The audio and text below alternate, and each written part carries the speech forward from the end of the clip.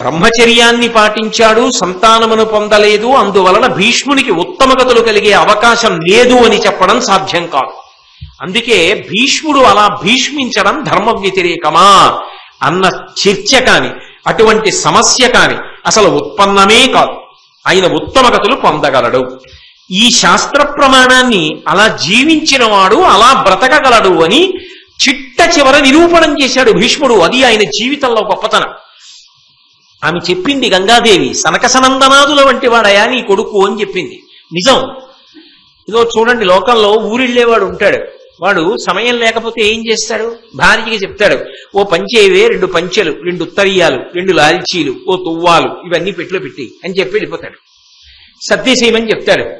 ధర్మరాజు గారిని పిలిచి చెప్పాడు, రేపు శరీరం వదిలిపెట్టేస్తున్నా, అంత్యేష్టి సంస్కారం చెయ్యాలి, నాకు చెయ్యాలి కాబట్టి ఇదిగో ఈ వస్తువులు కావాలి, అవన్నీ పట్టుకుని రా అని చెప్పాడు.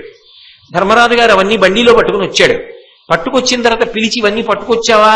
గొడుగులు, చందనపు కర్రలు, అగ్నిహోత్రము ఇవన్నీ తీసుకొచ్చావా అని అడిగాడు. అడిగి బొటన వేలు దగ్గర నుంచి వెనక్కి లాగాడు ప్రాణాన్ని. లాగుతుంటే ఆయన యొక్క యోగ విద్యకి ఆయన లాగుతున్నప్పుడు ఎముకలు నీరై కరిగిపోయాయి. అంతటి యోగ విద్యా నిపుణుడు. కృష్ణ భగవానుడంతటి వాడు చూస్తూ ఉండగా శిరస్సుని భేదించి బ్రహ్మతేజస్సు ఉత్తమ లోకముల వైపుకి వెళ్ళిపోయింది. అంటే ఇలా బ్రతకగలిగితే అంతటి మహాత్యాగము చేసిన వాడు ఉత్తమ లోకములను పొందగలడు అనడానికి ఏమీ అభ్యంతరం లేదనడానికి భీష్మాచార్యుల వారి యొక్క జీవితమే ప్రమాణము. కాబట్టి ఆయన బ్రహ్మచర్యాన్ని పాటించాడు, సంతానం పొందలేదు కాబట్టి ఆయన ఉత్తమగతులు పొందలేడనేటటువంటి చర్చ సామాన్యులతో పోల్చి చెయ్యడానికి ఎన్నడూ సాధ్యమైన విషయం కానే కాదు. దేవవ్రతుడు అడిగినటువంటి ప్రశ్నకి శంతన మహారాజు గారు సమాధానం చెప్తున్నారు. చెప్తూ ఆయన కొడుకుతో అన్న మొట్టమొదటి మాట ఏది అంటే, వినవయ్యా, ఏకపుత్రుడు అనపత్యుడు ఒక్క రూపయని ధర్మములన్ విని నీకు తోడు పుత్రులననగా పడయంగ నిష్టమైనది నాకున్. శంతన మహారాజు గారు చెప్తున్నటువంటి జవాబు విని మీరు ఆయన యొక్క శీల వైభవాన్ని నిర్ణయించడంలో తొందరపడి ఒక నిర్ణయానికి రాకండి. ఎందుచేత అంటే సన్నివేశం అంత సున్నితమైనటువంటిది. అసలు నిజానికి తండ్రి కొడుక్కి పెళ్లి చేయవలసినటువంటి స్థితి. ఆ దేవవ్రతునకు యవరాజ్య పట్టాభిషేకం చేసి ఉన్నాడు. కానీ ఆయన సత్యవతీదేవి యందు అనురక్తుడై ఆమెను వివాహం చేసుకుని ఆమె వలన సంతానమును పొందాలని అపేక్షించాడు. తండ్రి గారు దేని వలన చిన్నపుచ్చుకుని ఉన్నారు అన్న విషయాన్ని తెలుసుకోవడానికి తన ఊహకి అందినటువంటి కారణాలను ప్రతిపాదిస్తూ దేవవ్రతుడు తండ్రిని ప్రశ్న చేశాడు. అప్పుడు తండ్రి కొడుకుకి జవాబు చెప్పాలి. అది అంత తేలికైన విషయం కాదు. కానీ శంతన మహారాజు గారు చెప్తున్న దాంట్లో కించిత్ కూడా అబద్ధం లేదు. ఆయన దేని కొరకు ఆలోచించవలసి వచ్చింది అంటే, ఇంత గంభీరమైన విషయాన్ని కొడుకుతో ఎలా ప్రతిపాదన చెయ్యాలి అన్నదాని గురించి ఆలోచించాడు. ఆలోచించి ఒక మాట చెప్తున్నాడు, వినవయ్యా, ఓ దేవవ్రతుడా విను, ఏకపుత్రుడు అనపత్యుడు ఒక్క రూపయని ధర్మములంగిని. ధర్మశాస్త్రములు చెప్తున్నటువంటి మాట ఏది అంటే, ఒక్క కొడుకు ఉండడం, కొడుకులు లేకపోవడం రెండు ఇంచుమించు సమానమైనటువంటి విశేషాలు అని నేను ధర్మశాస్త్రముల వలన విన్నాను. అందున ఇది ప్రత్యేకించి క్షత్రియులకు, అంటే ఆ కాలంలో రాజ్య పరిపాలన చేసినటువంటి వారికి మరీ అన్వయం. కాబట్టి నీకు తోడు పుత్రులననగా పడయంగా ఇష్టమైనది నాకున్. ఒక్క కొడుకే ఉండడం, అసలు కొడుకులు లేకపోవడం ఇంచుమించు సమానమే అని శాస్త్రములు చెప్తున్నాయి. కాబట్టి నీవు నాకు ఒక్కడివే కుమారుడవు. గంగాదేవి వలన 80 కుమారులను నేను పొందినప్పటికీ అందులో జీవించి ఉన్నవాడివి నువ్వు ఒక్కడివే. 7 వెళ్ళిపోయారు. ఇప్పుడు నీ ఒక్కడివే ఉండడం నాకు కుమారులు లేకపోవడంతో సమానం. ఎందుచేత ఏదైనా జరగరానిది జరిగితే క్షత్రియుల జీవితానికి భద్రత ఎక్కడుంటుంది ఆ రోజుల్లో? ఏదో ఆపద వస్తుంది, ఏదో యుద్ధం వస్తుంది, ఎవరో శత్రువు వస్తాడు, వెంటనే వాళ్ళు యుద్ధానికి వెళ్ళాలి. యుద్ధానికి వెళ్ళిన తరువాత జయాపజయములు విధి నిర్ణీతములు. అభిమన్యుడంత గొప్పవాడు, ఉంచుకోగలిగాడా? కాబట్టి ఏం చెప్పగలం? ఎటు తిరిగి ఎటు జరిగినా వంశాంకురము లేకుండా పోతుంది. అందుకని నీకు తోడుగా కొంతమంది కుమారుల్ని పొందాలి అని నేను అనుకుంటున్నాను. ఇది వినడానికి అమంగళకరంగా ఉన్న ఒక పరమ సత్యాన్ని ఆయన మాట్లాడుతున్నాడు. అంతవరకు నిజం. ఎందుచేత అంటే అంగీకరించగలిగినటువంటి హృదయం అవసరం తప్ప సత్యము అన్ని వేళలా మధురంగా ఉండాలి అని నియమం ఉండదు. మీరు నేనన్న మాట పట్టుకున్నారో లేదో నాకు తెలియదు. సత్యము అన్ని వేళలా మధురంగా ఉంటుంది అని చెప్పడం కష్టం. ప్రయత్నం చేస్తే అప్రియమైన సత్యాన్ని మధురంగా చెప్పడానికి ప్రయత్నం చెయ్యొచ్చేమో, కానీ అది జీర్ణం చేసుకోవడానికి మధురంగా ఉంటుందని చెప్పడం మాత్రం సాధ్యం కాదు. కానీ అప్రియమైనప్పటికీ కూడా ఇది సత్యము అని అంగీకరించగలిగినటువంటి మంచి మనసున్నవారైతే అంతకన్నా గొప్ప విషయం లోకంలో ఇంకొకటి ఉండదు. ఎందుకని అంటే అలా ధైర్యం చేసి అవతల వారికి అప్రియంగా అనిపించిన సత్యాన్నే మాట్లాడగలిగిన వాడు, తనకి వినడానికి కొంచెం అప్రియంగా అనిపించినా ఈ మాట్లాడుతున్నబడుతున్నది పరమసత్యం, ఇటువంటి సత్యాన్ని అంగీకరించి నేను జీవితాన్ని దిద్దుకుంటే వృద్ధిలోకి వస్తాననేటటువంటి అధ్యవసాయముతో కూడుకున్న బుద్ధి కలిగినవాడు వక్త శ్రోతలుగా ఎక్కడ కలుసుకుంటారో అది ఒక మహాక్షేత్రము తీర్థమై వాళ్ళిద్దరూ మాట్లాడుకున్న మాటలు వాళ్ళిద్దరికే పరిమితం కాకుండా భవిష్యత్తులో ఎందరికో అటువంటి సందర్భాలలో ఉపకరించేవి అవుతాయి. కానీ సాధారణంగా లోకంలో రెండు రకాలైనటువంటి లోపము ఉంటుంది. ఒకటి, సత్యమైన అప్రియమైన దాన్ని చెప్పడానికి ఎవరు ఇష్టపడరు. ఎందుచేత అంటే మనకెందుకు వచ్చిన గొడవ? ఇప్పుడు ఇది మనం చెప్పకపోతే వచ్చిన నష్టం ఏమిటి? మనం చెప్పామనుకోండి, అక్కడి నుంచి ఈయన చెడ్డవాడిని నా మీదో ముద్రేస్తారు. ఎందుకు వచ్చిన అల్లరి? అసలు చెప్పడం మానేస్తే నాకు వచ్చిన నష్టం ఏమిటి? కాబట్టి నేను చెప్పను. చాలా మంది ఆత్మరక్షణార్థం అంటే అప్రియమైన సత్యాన్ని చెప్పడం కన్నా చెప్పకుండా ఉంటే వచ్చే గొడవ ఏమిటని చెప్పకుండా తప్పించుకోవడానికే 199 మంది ఇష్టపడతారు. వినేవాళ్లలో 199 మంది అది సత్యము అలాగే ఉంటుంది, అప్రియంగా ఉన్నా ఆయన చెప్తున్నది సత్యం అని అంగీకరించగలిగిన వాళ్ళు 199 మంది ఉండరు. అప్రియమైన సత్యాన్ని పలకగలిగిన వాడు, అప్రియంగా అనిపించినా ఇది సత్యం కాబట్టి నేను ఔషధం చేదుగా ఉన్నా పుచ్చుకుని శరీర ఆరోగ్యాన్ని చక్కబరుచుకున్నట్టుగా నేను దీన్ని స్వీకరించాలనేటటువంటి మంచి బుద్ధి కలిగినవాడు కలిస్తే ఖచ్చితంగా అది ఒక అద్భుతమైన సందర్భానికి దారితీస్తుంది. ఈ సందర్భం అంత గొప్పది. తండ్రి కొడుకుల మధ్య జరుగుతున్నటువంటి ఇటువంటి సంభాషణ బహుశः ఎక్కడో కానీ ఉండదు. ఒక తండ్రి ఒక కొడుకుతో ఇటువంటి సందర్భంలో ఇలా మాట్లాడవలసి రావడం సాధారణంగా జరగదు. భీష్ముని జీవితంలో ఇదొక ప్రత్యేకమైన పార్శ్వం, తండ్రి ఇలా మాట్లాడవలసి రావడం. కాబట్టి ఆయన చెప్తున్నది సత్యమే. నువ్వు ఒక్కడివే కొడుకువి, ఏదైనా జరగరా అనేది జరిగితే వంశ పరిస్థితి ఏమిటి, రాజ్య పరిస్థితి ఏమిటి, ప్రజల పరిస్థితి ఏమిటి? పైగా ఒక్కడే కొడుకులో ఏ మార్పు అయినా రావచ్చు. ఎవరు చెప్పగలరు?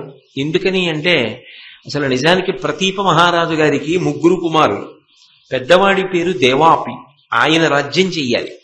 కానీ ఆయన తపస్సు చేసుకోవడానికి వెళ్ళిపోయాడు. వెళ్ళిపోయిన కారణం చేత 2వ వాడైన శంతనుడు రాజ్యం చేశాడు. శంతనుడి తర్వాత పుట్టినటువంటి వాడు బాహ్లికుడు. కానీ ఆశ్చర్యం ఏమిటంటే శంతన మహారాజు గారి యొక్క వంశంలో వచ్చిన వాళ్ళు కదా ధర్మరాజాదులు, కౌరవులు కాబట్టి దుర్యోధనాదులు కూడా. బాహ్లికుడు ధర్మరాజు గారి వైపు కురుక్షేత్రంలో యుద్ధం చేయలే, బాహ్లికుడు దుర్యోధనుడి వైపు యుద్ధం చేశాడు. ఆ ప్రతీపుని యొక్క 3 కుమారులలోనే ఒకడు తపస్సు వెళ్ళిపోయాడు, ఒకడు రాజ్యాన్ని స్వీకరించాడు, ఒకడు తరువాతి కాలంలో దుర్యోధన వైపుకి తిరిగిపోయాడు. మనుష్యుల మనసులు ఎప్పుడు ఎలా మారతాయన్న విషయాన్ని ఎవరు నిర్ధారించి చెప్పగలరు? కాబట్టి నీకు తోడుగా కొంతమంది సోదరులు ఉండడం అవసరం. అలా నీకు సోదరులను సృజించకపోతే తర్వాత వచ్చేటటువంటి పరిణామములకు నేను కర్తవ్యాన్ని స్వీకరించవలసి ఉంటుంది. అలా జరగకూడదు కాబట్టి దూరదృష్టితో నీకు సోదరులను ఇవ్వాలని, సంతానమును పొందాలని అపేక్షిస్తున్నాను. జనవినుత అగ్నిహోత్రంబును సంతానమును వేదములు ఎడతెగగా జన ఉత్తమ వంశజులకు అనిరి మహాధర్మ నిపుణులైన మునీంద్రుల్. జనవినుత అని పిలిచాడు. జనుల చేత కీర్తింపబడేటటువంటి వాడా, లోకంలో కొన్ని అర్థంతరంగా ఆగిపోకూడదు అని కోరుకుంటారు అందరూ కూడా. అది సాధారణంగా ఎక్కడైనా ఉండేటటువంటి నియమం. అలా మధ్యలో ఆగిపోకూడనివేవి అంటే అగ్నిహోత్రంబును, నిత్యాగ్నిహోత్రం అని నిజానికి అందరూ చెయ్యాలి. అది నిత్యాగ్నిహోత్రం అని ప్రతిరోజు అగ్నిని ఆరాధన చెయ్యాలి. ఆ అగ్నిహోత్రం ఏ కారణం చేత కూడా వంశంలో కొంతకాలం ఆరాధన చేసి కొంతకాలం ఆరాధన చెయ్యకుండా ఉండడం అనేటటువంటిది ఉండదు.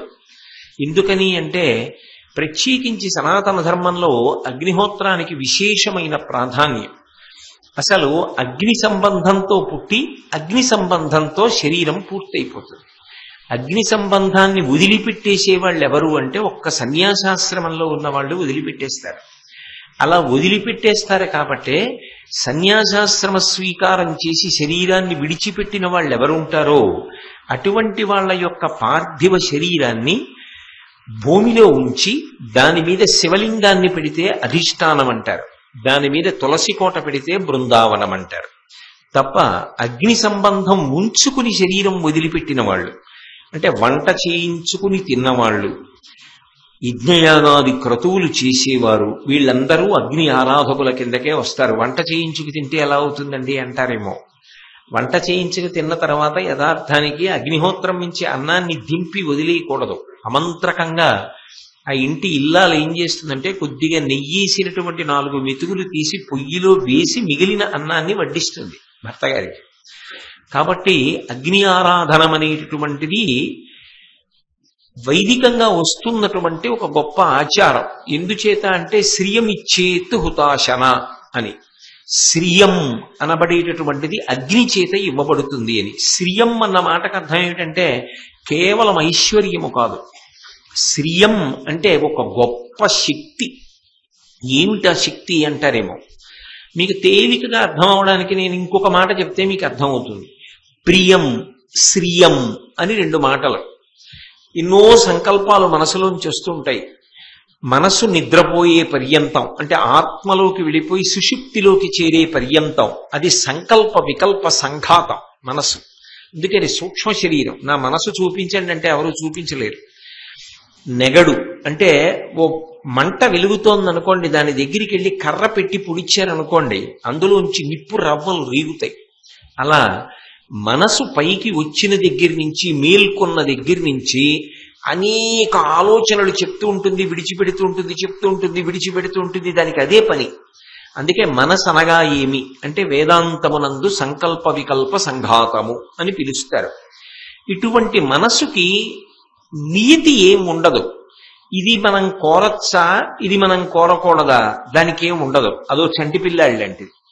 అది ధర్మాన్ని వదిలిపెట్టేసి కోరుతుంది, ధర్మాంతో కూడుకున్నవి కోరుకుంటుంది. కొన్ని కంటికి నచ్చాయి కదా అని కోరుకోకూడదు. నా ఎదురుగుండా ఏదో ఎవరో ఒక మంచి హారం పెట్టుకున్నారనుకోండి, ఆ హారం జారిపోతే బాగుండు నేను అట్టుకుపోదాం అనుకోకూడదు. అది దుర్మార్గపు బుద్ధి కదా. అటువంటి ఆలోచన రాకూడదు. కానీ మనసు చెప్తుంది, అలా ఎన్నైనా చెప్తుంది.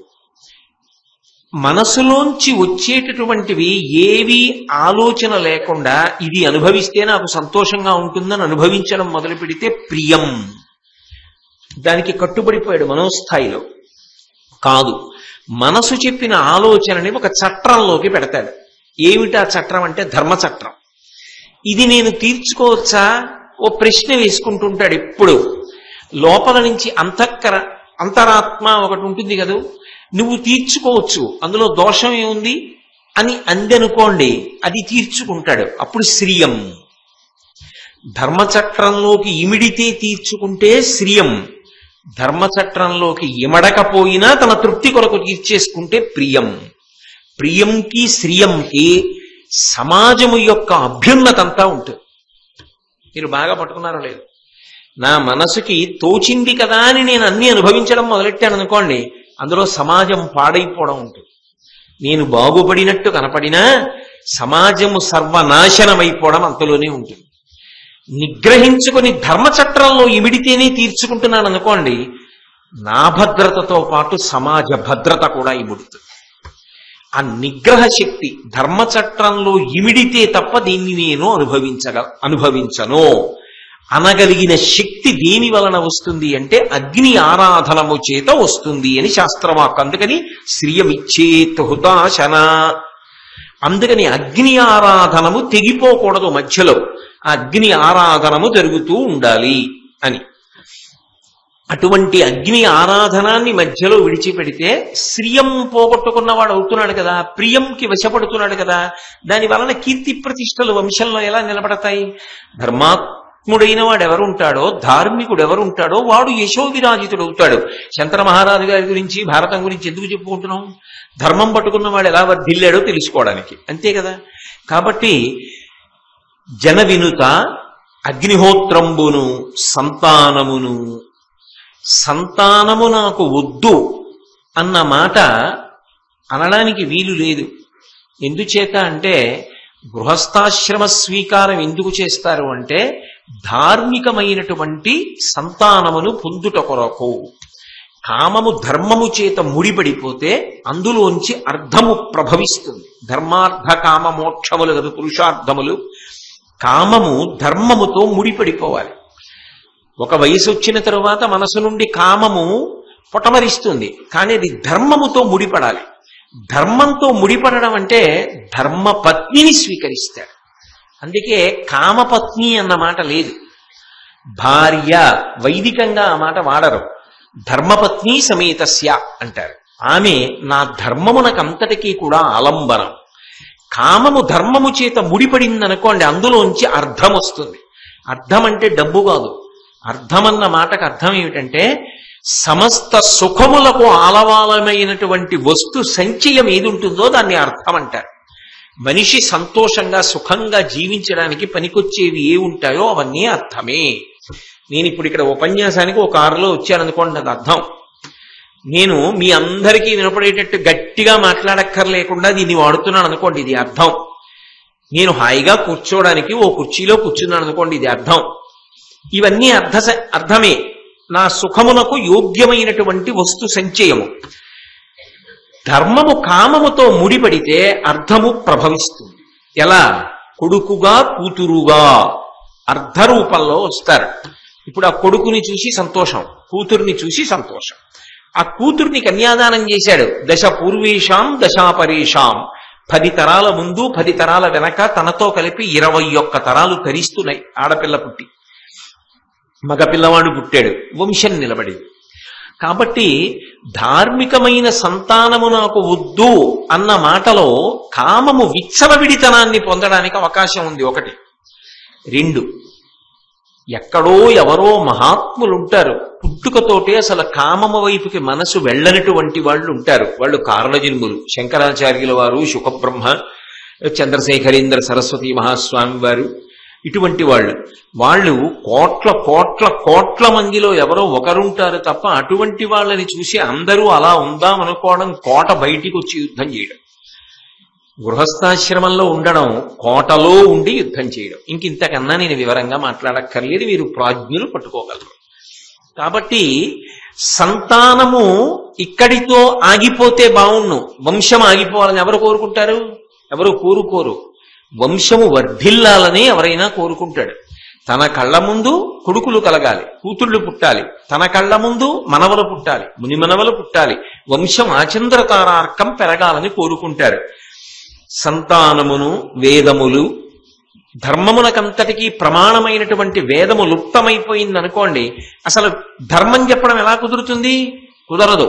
అందుకే ఏది ప్రమాణమో ఆ ప్రమాణమును రక్షిస్తూ ఉండాలి. ఇప్పుడు కూడా అందుకే అసలు ప్రమాణమైనటువంటి విషయం ఏది ఉంటుందో దాన్ని రక్షించలేకపోయారనుకోండి, మీరు ఆ స్థాయిలో విఫలమైపోయినట్టు లెక్క.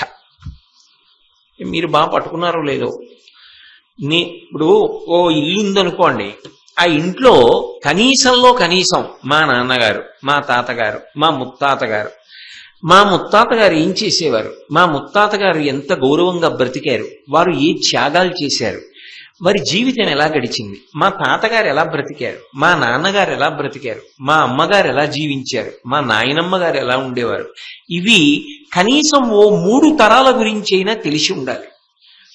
అలాగే తాను ఏది చేస్తున్నాడు అన్న విషయం, దేన్ని ఆధారం చేసి చేస్తున్నాడు అన్న విషయంలో చెప్పగలిగినటువంటి గ్రంథం ఒకటి ఎప్పుడూ సిద్ధంగా ఉండాలి. నేను పేరెందుకులేండి, ఒక సీనియర్ ఐఏఎస్ ఆఫీసర్ గారిని చూశాను. ఆయన ఎప్పుడు మీటింగ్కి వెళ్ళినా నేను ఆయనతో తరచుగా కొన్ని సమావేశాల్లో పాల్గొనే అవకాశం కలిగింది. ఒకప్పుడు ఒక సందర్భంలో అలా వెళ్ళేవాడిని. వెళితే ఆయన దేనికైనా సరే ఇది ఇలా చెయ్యొచ్చా అని ఒక ప్రతిపాదన వస్తే ఒక్క 5 నిమిషాలు ఆగండి అని వెంటనే ఆ సంస్థకి సంబంధించిన చట్టాన్ని టకటకా తిప్పి చూసి, ఇది కుదరదండి, మనం చేయకూడదు, అనుమతించదు చట్టం అనేవారు. ఇది మనం చెయ్యొచ్చు, చట్టం అనుమతిస్తుంది. అది ప్రమాణము తెలిసి ఉండాలి. ఆ ప్రమాణము తెలియలేదనుకోండి, ఉల్లంఘనం జరుగుతుంది, క్షమాపణ చెప్పాలి. ప్రమాణమునకు కట్టుబడ్డాడనుకోండి, నేను చేసినది సత్యమే, నిలబడగలుగుతాడు, ఊంచుకుంటాడు. అందుకే అసలు ప్రమాణమే తెలియకపోతే ఇంక నువ్వేం చేస్తావు, ఎలా చేస్తావు? బ్రతకడానికి, బ్రతుకు సార్థక్యం పొందడానికి, ధర్మం తెలియడానికి ప్రమాణము వేదము. ఆ వేదములు ఉత్తమైపోతే ఎలా? అందుకని వేదాన్ని కాపాడుకోవాలి. అందుకే వేదం చదువుకోవాలి, అథవా వేదం వినాలి. వేదం చదువుకోపోతే వేదంతో సమానమైన రామాయణ భారత భాగవతాలైనా చదువుకోవాలి. కాబట్టి వేదములు ఎప్పుడు ఎడతెగగా జనదుత్తమ వంశజులకుననిది. ఉత్తమమైన వంశంలో ఉన్నవాళ్ళు, ఉత్తమమైన వంశంలో ఉన్నవాళ్ళు అంటే ఉత్తములైన వాళ్ళు అని దాని అర్థం. ఈ 3 మధ్యలో ఆగిపోవాలని కోరుకోకూడదు. అగ్నిహోత్రము, వంశము, వేదము, ఇవి 3 నిరంతరంగా ఉండాలి. కాబట్టి నేను సంతానాన్ని పొందాలనుకుంటున్నాను. అయితే నాన్నగారు నేనున్నాను కదా, నా వలన సంతానం కలుగుతుంది కదా, మీకు మనవలు పుడతారు కదా అంటావేమో. నీ వస్త్రశస్త్ర విద్యా కోవిదుడవు, రణములందు క్రూరుడవు, అరి విద్రావణ సాహసికుండవు, కావున నీ యునికి నమ్మగా నేరనెదన్. నాయనా, నేనున్నాను కదా నాన్నగారు, మీకు ఈ కోరిక ఎందుకు వచ్చింది, మీరెందుకు సంతానాన్ని పొందడం, నాకు వివాహం చేయండి, నేను సంతానాన్ని పొందుతానుగా. అప్పుడు అనేక మంది మనవలు ఉంటే ఒకవేళ ఏదైనా జరగరానిది జరిగినా మనవలు ఉన్నారుగా, వంశం నిలబడిందిగా. మీరే సంతానాన్ని పొందవలసిన అవసరం ఏంటి? అంటే మీరు పెళ్లి చేసుకోవాలనుకుంటున్నారు, సత్యవతీదేవి యందు అనురక్తులయ్యారు కాబట్టి దాన్ని సమర్థించుకోవడానికి ఇలా చెప్తున్నారా అంటాడేమో దేవవ్రతుడని. ఇంకొక మాట చెప్తున్నాడు, నీ వస్త్ర శస్త్ర విద్యా కోవిదుడవు. నీకు అస్త్ర విద్య, శస్త్ర విద్య 2 బాగా తెలుసు. మీకు ఇది పూర్వం ఎన్నో పర్యాయాలు నేను చెప్పా. అస్త్రం అంటే అభిమంత్రిస్తారు, శస్త్రం అంటే చేత్తో వాడతారు, ఓ కత్తి, గద, శూలము, ఇటువంటివి. ఈ అస్త్ర విద్య, శస్త్ర విద్య నీకు బాగా తెలుసు. అంతేకాదు, రణములందు క్రూరుడవు. యుద్ధమే వచ్చిందా ఇక ముందు వెనక చూడవు, పరమక్రౌర్యంతో ఎవరి తలకాయైనా తీసేస్తావు, అంత దూకుడుగా యుద్ధం చేస్తావు. హరివిద్రావణ సాహసికుండవు. యుద్ధం చేసేటప్పుడు అయ్యి బాబోయ్ నేను ఒక్కడే కొడుకుని మా నాన్నగారికి అని నీకేం జ్ఞాపకం ఉండదు, మహాసాహసంతో యుద్ధం చేస్తావు. అప్పుడు ఏమో ఏం జరుగుతుందో. యుద్ధం రాదని నమ్మకం ఏమిటి?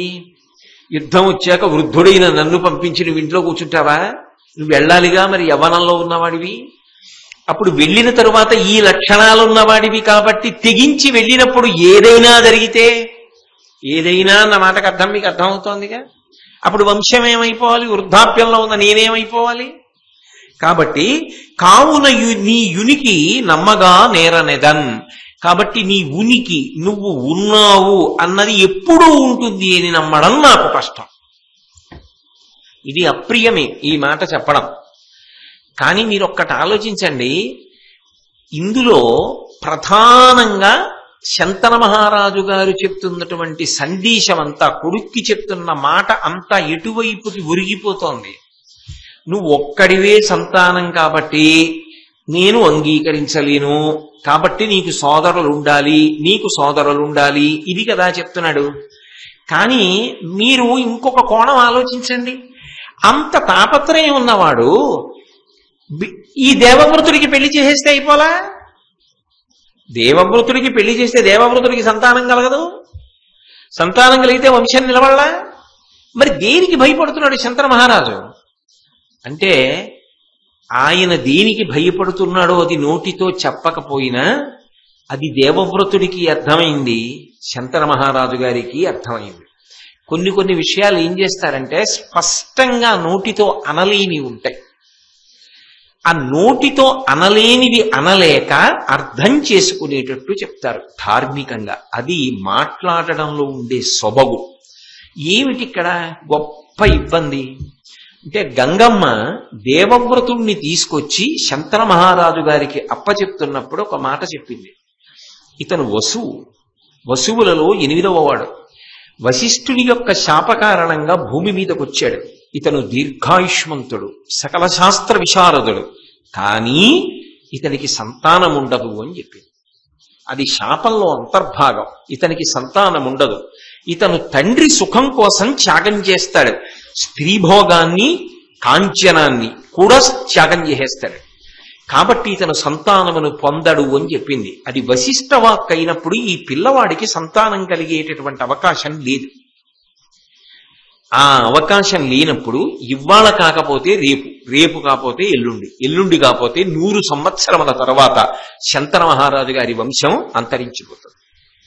ఎందుకంటే ఇక దేవవ్రతుని తర్వాత వంశం ఉంటుందని నమ్మకం లేదు. తన వైపు నుంచి కుమారులను పొందుతాడు, వంశం పెరుగుతుందన్న నమ్మకం ఇక లేదు, ఖచ్చితంగా లేదు. ఎందుకని అంటే గంగమ్మ మాట చెప్పేసింది. మీరందరూ 1కి 10 మాటలు విన్నారు. వశిష్ఠుడి శాపం అలాగే ఉంది, నీవు సంతానమును పొందవు అన్నాడు. కాబట్టి ఇప్పుడు వంశం ఎలా నిలబడుతుంది? వంశము నిలబడకపోతే వ్యక్తిగతంగా తాను దోషం చేసిన వాడు అవుతాడు ఆలోచించనందుకు. 2 రాజ్యం ఏమైపోతుంది? రాజ్యంలో ప్రజలు ఏమైపోతారు? తాను ఆలోచించకపోతే రేపు ఉత్తమ వంశ సంజాతుడైనటువంటి ధార్మికుడు రాజ్య పరిపాలన చేయకుండా ఒక అధర్మాత్ముడు సింహాసనంలో కూర్చుని ప్రజల్ని పీడించి పరిపాలన చేస్తే తద్దోషం శంతన మహారాజు గారిని కట్టి కొడతదా? తన వరకు చూసుకుంటే సరిపోతుందా? అందుకని తన తర్వాత కూడా వంశం కొనసాగడానికి అవకాశం కలగాలి అంటే తాను సంతానమును పొంది తీరాలి. ఇది అర్థం చేసుకోలేడా దేవవ్రతుడు? ఇక్కడ వరకు చెప్తే ఓ నాన్నగారి మనసులో ఈ క్లేశం ఉందన్నమాట. అమ్మ చెప్పింది, నన్ను అప్పచెప్తున్నారు, అక్కడే ఉన్నాడుగా, చేయి పట్టుకు తీసుకొచ్చింది అని చెప్పారుగా. చేయి పట్టుకు తీసుకొచ్చి చెప్తున్నప్పుడు పిల్లాడు అలా పక్కకెళ్ళి నేను నాన్నగారితో ఓ విషయం చెప్పాలని పంపించిందని చెప్పారా? భారతంలో లేదుగా. అక్కడ పిల్లవాడు ఉండగానే చెప్పింది ఈ మాట. కాబట్టి ఆయనకి తెలుసు తనకి సంతానం కలగదని. తనకి సంతానం కలగదని తెలిసిన తరువాత రాజ్య సంక్షేమాన్ని కాంక్షించే ఉత్తమ క్షత్రియుడైన వాడు తండ్రి యొక్క కోరిక నెరవేరి ఆయనకి ఇంకా సంతానం కలగాలని ఎందుకో కోరుకోడు? ఖచ్చితంగా కోరుకుంటాడు. ధార్మికుడు కనుక, సర్వశాస్త్ర పారంగతుడు కనుక, విశాల హృదయంతో దాన్ని అర్థం చేసుకోగలడు. అది అక్కడ పీఠముడి. అందుకు ప్రతిపాదించాడు శంతన మహారాజు, అంగీకరించాడు. కానీ ఇది ఇవాళ రావలసిన ఆలోచన కాదుగా, ఎప్పుడో రావాలిగా, నన్నప్ప చెప్పినప్పుడే రావాలిగా. మరి ఇంతకాలం నాన్నగారు చాలా సంతోషంగా నన్ను చూసుకుంటూ కాలం గడిపేశారుగా, అప్పటికి 4 సంవత్సరముల పైచిలుకు అయిపోయింది. మరి ఇప్పుడు నాన్నగారికి కొత్తగా ఈ ఆలోచన రావడం ఏమిటి? ఇప్పుడు చింత పట్టుకోవడం ఏమిటి? అంటే ఇలా చింతలోకి వెళ్ళి నాన్నగారు సభకి ముఖం చాటేసి రాజ్య పరిపాలన పట్టించుకోవడం మాని ఎన్ని రోజులైంది? వెనక్కి వెళ్ళాడు. వెళ్ళి మంత్రులను, పెద్దలను, హితులను, పురోహితులను రావించి వాళ్ళందరితో సంప్రదించాడు. ఎక్కడికి వెళ్ళాడు, ఏమైంది కనుక్కున్నాడు. సారథి చెప్పడు. మీ నాన్నగారు ఫలానా చోటుకి వెళ్ళారు, దాశరాజుని అడిగారు, సత్యవతీదేవిని ఇమ్మని అడిగాడు, మీ నాన్నగారు ఇవ్వనన్నారు, ఎందుకని అంటే రాజ్యానికంతటికీ వారసుడిగా సత్యవతీదేవికి శంతనుడికి కలిగినటువంటి కుమారుడికి ఇమ్మని దశరాజు వరం, కానీ ఇవ్వనని మీ నాన్నగారు అన్నారు, నీకు యవ్వరాజ్య పట్టాభిషేకం చేశాడు కనుక, కాబట్టి సత్యవతిని వివాహం చేసుకునే అవకాశం మీ తండ్రి గారికి లేదు, అందుకుని చింత పొందాడు. సత్యవతీదేవిని వివాహం చేసుకునే అవకాశం లేకపోతే లోకంలో ఇంకా రాచకన్యలే లేరా ఏమి అంటే, ఈ మాట మనమంటే సరిపోదు, అలా సరిపుచ్చుకోవలసిన వాడు శంతనుడు, ఆయన సరిపుచ్చుకోలేకపోతున్నాడు. అందుకేగా ఇప్పటికీ లోకంలో ఎన్నో రకాల కథలు బయలుదేరుతుంటాయి. అలా సరిపుచ్చుకోలేకే, అలా సరిపుచ్చుకోలేని బలహీనత శంతనుడికి ఎందుకు వచ్చింది? వెనక వశిష్ఠుడి శాపం ఉంది, కథ అనేక మలుపులు తిరగవలసి ఉంది, అందుకని ఆయన మనసు అలా ఊంచుకోవాలంతే తప్పదు. కాబట్టి ఇప్పుడు దేవవ్రతుడు ఏం చేశాడు?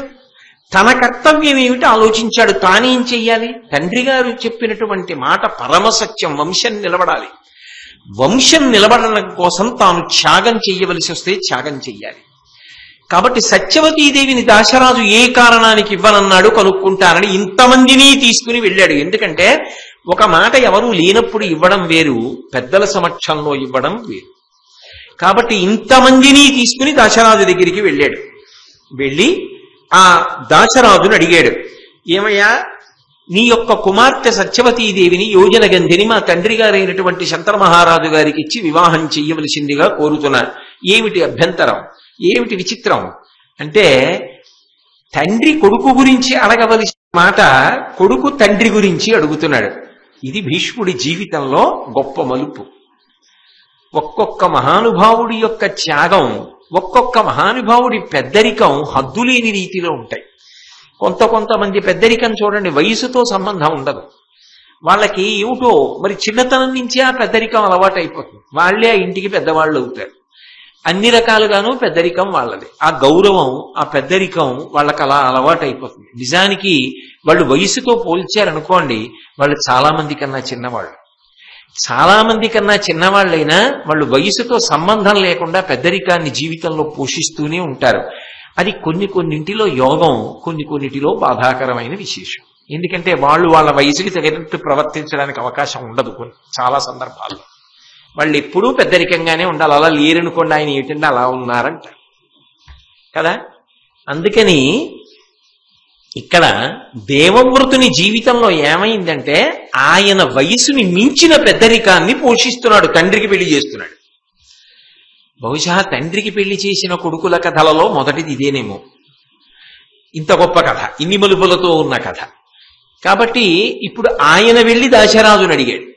అడిగితే దాశరాజు అన్నాడు, ఇంతకు ముందు ఏ మాట శంతనుడికి చెప్పలేదో అది ఇప్పుడు దేవవ్రతుడితో చెప్పాడు. ఏమని చెప్పాడంటే, అసలు నిజానికి ఈ పిల్ల, ఈ సత్యవతి నా కుమార్తె కాదు. ఆమె ఉపరిచరుడు అనబడేటటువంటి ఒక ఉత్తమ క్షత్రియుడు రాజు. మీరు ఆదిపర్వంలో ఆ కథంతా విన్నారు, మత్స్యగంధిగా ఆమె జన్మించిన వృత్తాంతం. ఆ ఉపరిచరుని యొక్క తేజస్సు వలన జన్మించినటువంటి పిల్ల. కాబట్టి ఆమె నా కుమార్తె కాదు, నేను పెంచి పెద్ద చేశాను, అందుకుని నా కుమార్తె అంటూ ఉంటాను. ఎవరి తేజస్సు వలన ఈ పిల్ల పుట్టిందో ఆ తేజోప్రదాత అయినటువంటి తండ్రి, ఆ ఉపరిచరుడు ఒకప్పుడు నా దగ్గరికి వచ్చి ఒక మాట చెప్పాడు, ఈ పిల్లని శంతన మహారాజు గారికే ఈయుసుమా భార్యగా అని చెప్పి వెళ్ళాడు. కాబట్టి ఈమెని శంతన మహారాజు గారికే ఇస్తాను, అందులో ఏ విధమైనటువంటి అభ్యంతరం లేదు. ఇంకొక మాట చెప్పనా, మీ నాన్నగారి కన్నా ముందు శంతన మహారాజు గారి కన్నా అసిత వంశానికి చెందిన దేవలుడు అనబడేటటువంటి రాజు వచ్చి అడిగాడు నన్ను ఈ సత్యవతీదేవిని ఇచ్చి వివాహం చేయమని. కానీ ఉపరిచరుడు నాకు చెప్పిన మాట దృష్టిలో పెట్టుకుని శంతన మహారాజు గారికి ఈ పిల్లనిచ్చి పెళ్లి చెయ్యాలని నేను ఆ రాజుకి పిల్లనివ్వను అని చెప్పి తిరస్కరించి ఈ పిల్లని ఇలాగే నా దగ్గర పెంచుతూ వస్తున్నా. కాబట్టి ఈమె నిస్సందేహంగా శంతన మహారాజు గారికే భార్య. మరి ఇంత నమ్మకమైనప్పుడు ఎందుకు పిల్లనివ్వనంటున్నావు అంటే, ఏమనుకోకు దేవవ్రత, నువ్వే అడ్డు, నీ వలనే ఈ వివాహం జరగట్ల, లేకపోతే మీ నాన్నగారు అడిగినప్పుడు ఎప్పుడో ఈ పాటికి పెళ్ళైపోవాలి. ఎందుకడ్డు అంటావేమో, వినుమైనను సాపత్యంబను దోషము కలదు దీన అదియును నీచేతన సంపాద్యము నీ వలిగిన అడ్డమే. పురహరాజ కేశవులైన. చిన్న మాటలలో చెప్పినా ఎంత పెద్ద బరువైన పిడుగు లాంటి మాట మాట్లాడాడో చూడండి దశరాజు. ఆయన అన్నాడు, వినుమైనను సాపత్యంబను దోషము కలదు దీన. ఈ పెళ్లి చేయడంలో, శంతన మహారాజు గారికి అమ్మాయినిచ్చి పెళ్లి చేయడంలో ఒక పెద్ద దోషం ఒకటి వస్తోంది. ఏమిటంటావా? మా అమ్మాయి మీ నాన్నగారికి రెండవ భార్య, మొదటి పత్ని కాదు. మొదటి పత్ని కాదు కనుక, రెండవ పత్ని కనుక నేను ఈమెనిచ్చి పెళ్లి చేస్తే ఈమెకు శంతనుని వలన కలిగేటటువంటి సంతానం ఏది ఉంటుందో అది రాజ్యాధికారమును పొందదు. ఇంతకు ముందు భార్య ఉన్నా పిల్లలు లేకపోతే అది వేరు విషయం. నువ్వున్నావుగా, నువ్వుండగా పిల్లని ఎలా ఇస్తా? మీ నాన్న అదేగా అన్నాడు, యవరాజ్య పట్టాభిషేకం భీష్ముడికి చేశాను, అది కుదరదని వెళ్ళిపోయాడుగా. మరి నువ్వే అడ్డు ఈ పెళ్లికి, నువ్వే వచ్చి అడుగుతున్నావు, కానీ నువ్వే అడ్డు ఉన్నమాట చెప్తున్నావు. లేకపోతే మీ నాన్నకి ఇవ్వాలనే అనుకున్నా ఈ పిల్లని, కానీ నీ వలనే సమస్య వస్తోంది. దానికే ఉందిలే, ఇతనేం చేయగలడు? మన పిల్లని ఇచ్చిన తరువాత రేపు పొద్దున్న అడ్డొస్తే మన అందరం కలిసి మట్టు పెట్టలేమా? అందాం అనుకుంటే రేపు పొద్దున్న సత్యవతీదేవికి శంతన మహారాజుకి కలిసి పుట్టబోయేటటువంటి పిల్లలు ఎంత శౌర్య పరాక్రమవంతులైనప్పటికీ కూడా నిన్ను గెలుస్తారన్న నమ్మకం మాత్రం లేదు. ఎందుకు లేదో తెలుసా? మనుష్యులేమిటయా, నీ వలిగిన అడ్డమే పురహరాజ కేశవులైనన్. బ్రహ్మగారు, శ్రీ మహావిష్ణువు, పరమశివుడు, సృష్టికర్త, స్థితికర్త, ప్రళయకర్త ముగ్గురు కలిసి వచ్చి నీకు ఎదురుగుండా యుద్ధం చేసినా సరే నిన్ను గెలవడం సాధ్యం కాదు. నీ శౌర్యం అటువంటిది, నీ పరాక్రమం అటువంటిది. రేపొద్దున్న నిన్ను కాదని పట్టాభిషేకం ఎలా చేయగలం? ఎలా మనసు సరిపెట్టుకోమంటావు?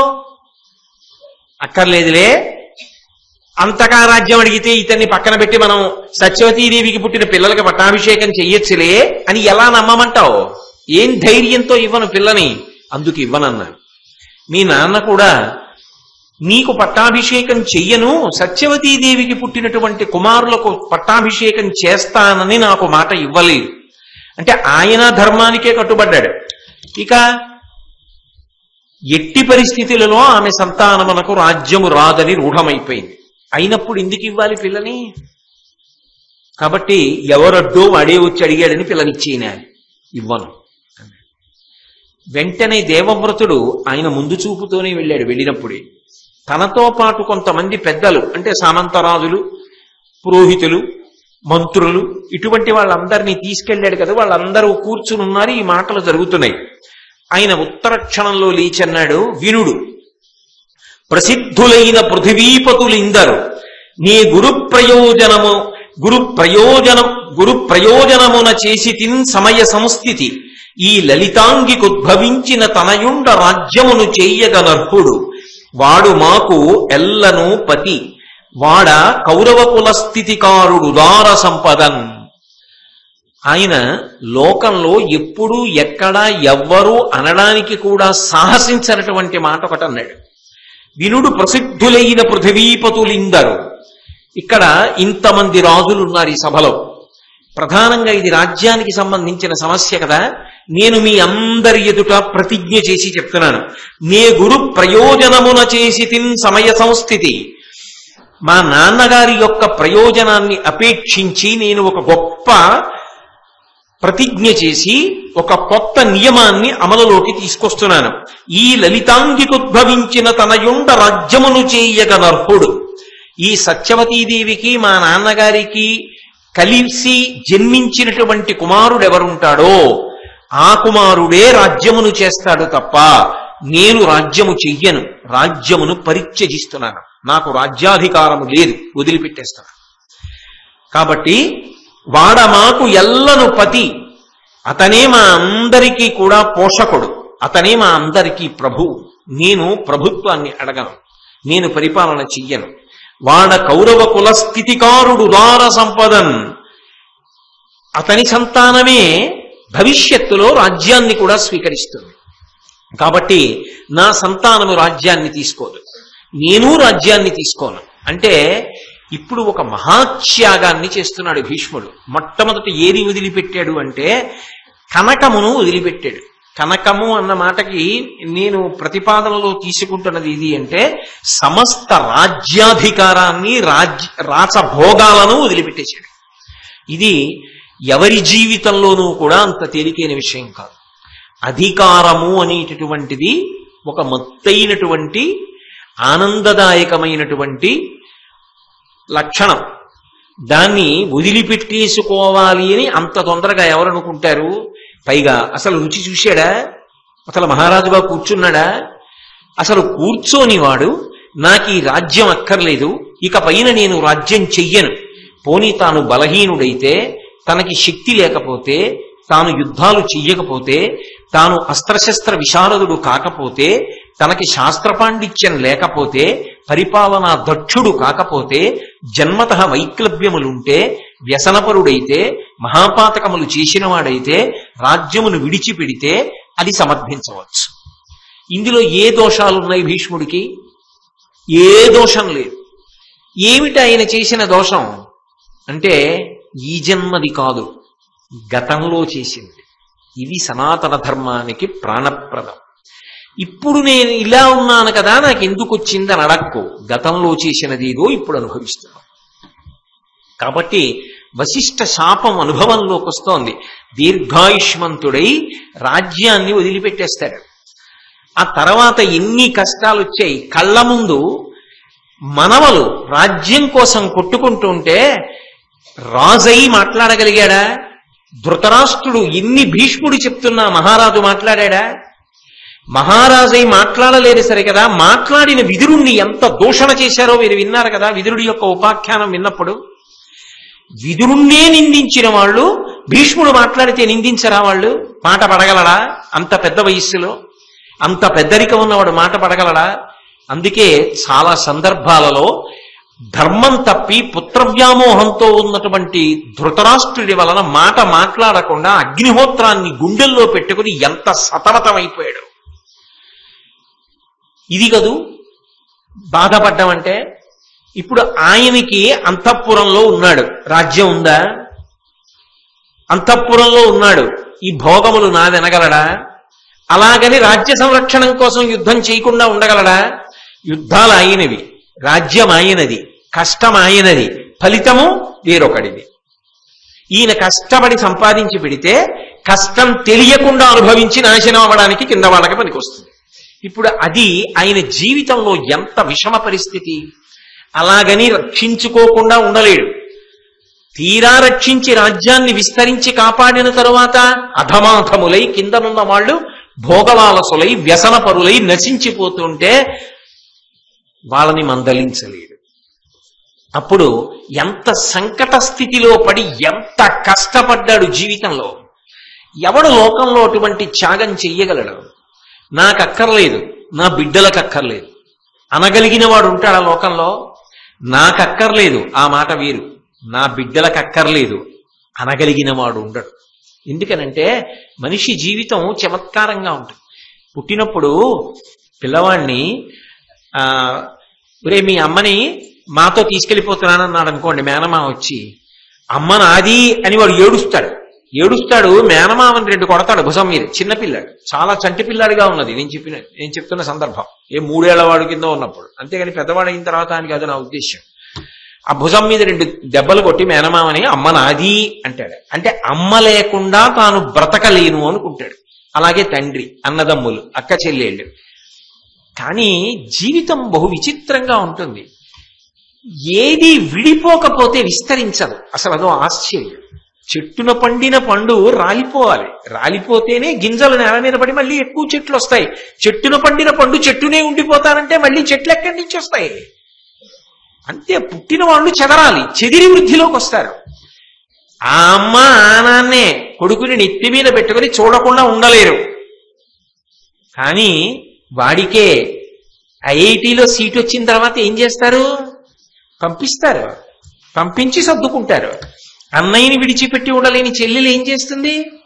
అన్నయ్య బాగా వృద్ధిలోకి వస్తున్నాడని ఊడుకుంటుంది. వాడక్కడ చదువుకుని ఇంకొక చోట ఉద్యోగానికి ఎడతాడు, పిల్లకి పెళ్లి కుదురుతుంది. పిల్ల ఎక్కడికో భర్తతో వెళ్ళిపోతుంది. ఆ తర్వాత వాడు పెళ్లి చేసుకుని ఎక్కడికో వెళ్ళిపోతాడు. అమ్మ లేకపోతే ఉండలేనని 3 ఏళ్లప్పుడు మేనమామ భుజం మీద కొట్టినవాడు తల్లి శరీరం పడిపోతే అంత్యేష్టి సంస్కారం చేసి 11 రోజుల తర్వాత మనసును నిగ్రహించుకోవలసిందే. కానీ ఆఖరి ఊపిరిలో కూడా పాశం మాత్రం ఉండిపోయేది ఎవరి మీదంటే కడుపున పుట్టిన పిల్లల మీద. వాడెవరో తెలియనంత కాలం వేరుసుమండి. పిల్ల అవ్వకముందు పిల్లలు కలగనప్పుడు వేరు, కళ్ళ ముందు పిల్లలు కనపడుతుంటే వీళ్ళ అభివృద్ధి, వీళ్ళ క్షేమం, వీళ్ళ భద్రత నా మీదే ఆధారపడి ఉన్నాయనేటప్పటికీ వీళ్ళ కోసం రూపాయి వెనకేయకుండా ఎలాగండి అంటాడు. అక్కడ ధర్మానికి నిలబడటం చాలా కష్టం. పాశం లాగేస్తుంది పిల్లల మీద. అయినప్పుడు అసలు ఇప్పుడు అంటున్నాడు, రేపు పొద్దున పిల్లలు పుట్టాక, అరే నేను ప్రతిజ్ఞ చేసి వీళ్ళకి రాజ్యం లేకుండా చేశానే, సత్యవతీదేవి కుమారులు రాజ్యం చేస్తుంటే అర్హులైనా కూడా వీళ్ళు ఇలా ఉండిపోయారే అని ఎడవలసి వస్తుందా రాదా? అయినా ప్రతిజ్ఞ చేశారు. ఎందుకని? తండ్రి కోరిక తీరాలి, వంశం ముందు నిలబడాలి. తరువాతి మాట వేరు మాట, ముందు వంశం నిలబడాలి. అందుకని ఒక మహా కారణం కోసం ఒక గొప్ప నిర్ణయం చేసుకుని త్యాగం చేయడానికి సిద్ధపడి మొదటి ప్రతిజ్ఞ కాంచనాన్ని విడిచిపెట్టేసి నాకొద్దు రాజ్యాధికారం, నాకు కలిగిన పుత్రులకొద్దు, ఇద్దరికీ చెందదు. ఈమెకు కలిగిన పిల్లలు ఎవరుంటారో వాళ్ళు రాజ్యాధికారంలోకి వస్తారు, అంటే పెద్దవాడు. ఆ పెద్దవాడి పిల్లలు తరువాత ఉత్తరాధికారులు అవుతారు. నేను పెద్దవాడిని, నాకు వద్దు, నా బిడ్డలకి వద్దు. ఊరుకోవాలా దాశరాజు? ఆయన ఇంకొక ప్రశ్న వేశాడు. ఆయన అన్నాడు, నీవఖిల ధర్మ విదుడవు. అవతల వాడికి తల పగిలిపోయేంత సమస్య చెప్పేటప్పుడు ముందు పొగుడుతారు, అదో విచిత్రం ఉంటుంది. కాబట్టి నీవఖిల ధర్మ విదుడవు కావున నీకిట్ల చేయగా దొరకొనియన్ భావి భవత్సుతులిట్టిరే నీ విహిత స్థితియు సలుపనేర్తురే అని నన్ను. దాశరాజు అన్నాడు, అంతవరకు బానే ఉందయా, నువ్వు ధర్మవిధుడివి, ధర్మం బాగా తెలిసిన్నవాడివి, అందుకని తండ్రి గారి కోసం ప్రతిజ్ఞ చేస్తున్నాను అంటున్నావు, మంచిదే. నువ్వు రాజ్యం తీసుకో, మాట తప్పవు, నీ మీద నాకేం అపనమ్మకం లేదు. కానీ నీకు రేపు పెద్దన్న పెళ్ళి అవుతుంది, కొడుకులు పుడతారు. సత్యవతీదేవికి కొడుకులు పుడతారు. నువ్వు రాజ్యం వదిలేశావు, నువ్వు ఉంటావని నమ్మకం ఏమిటి? మీ నాన్న అందుకేగా అనుమానపడ్డాడు.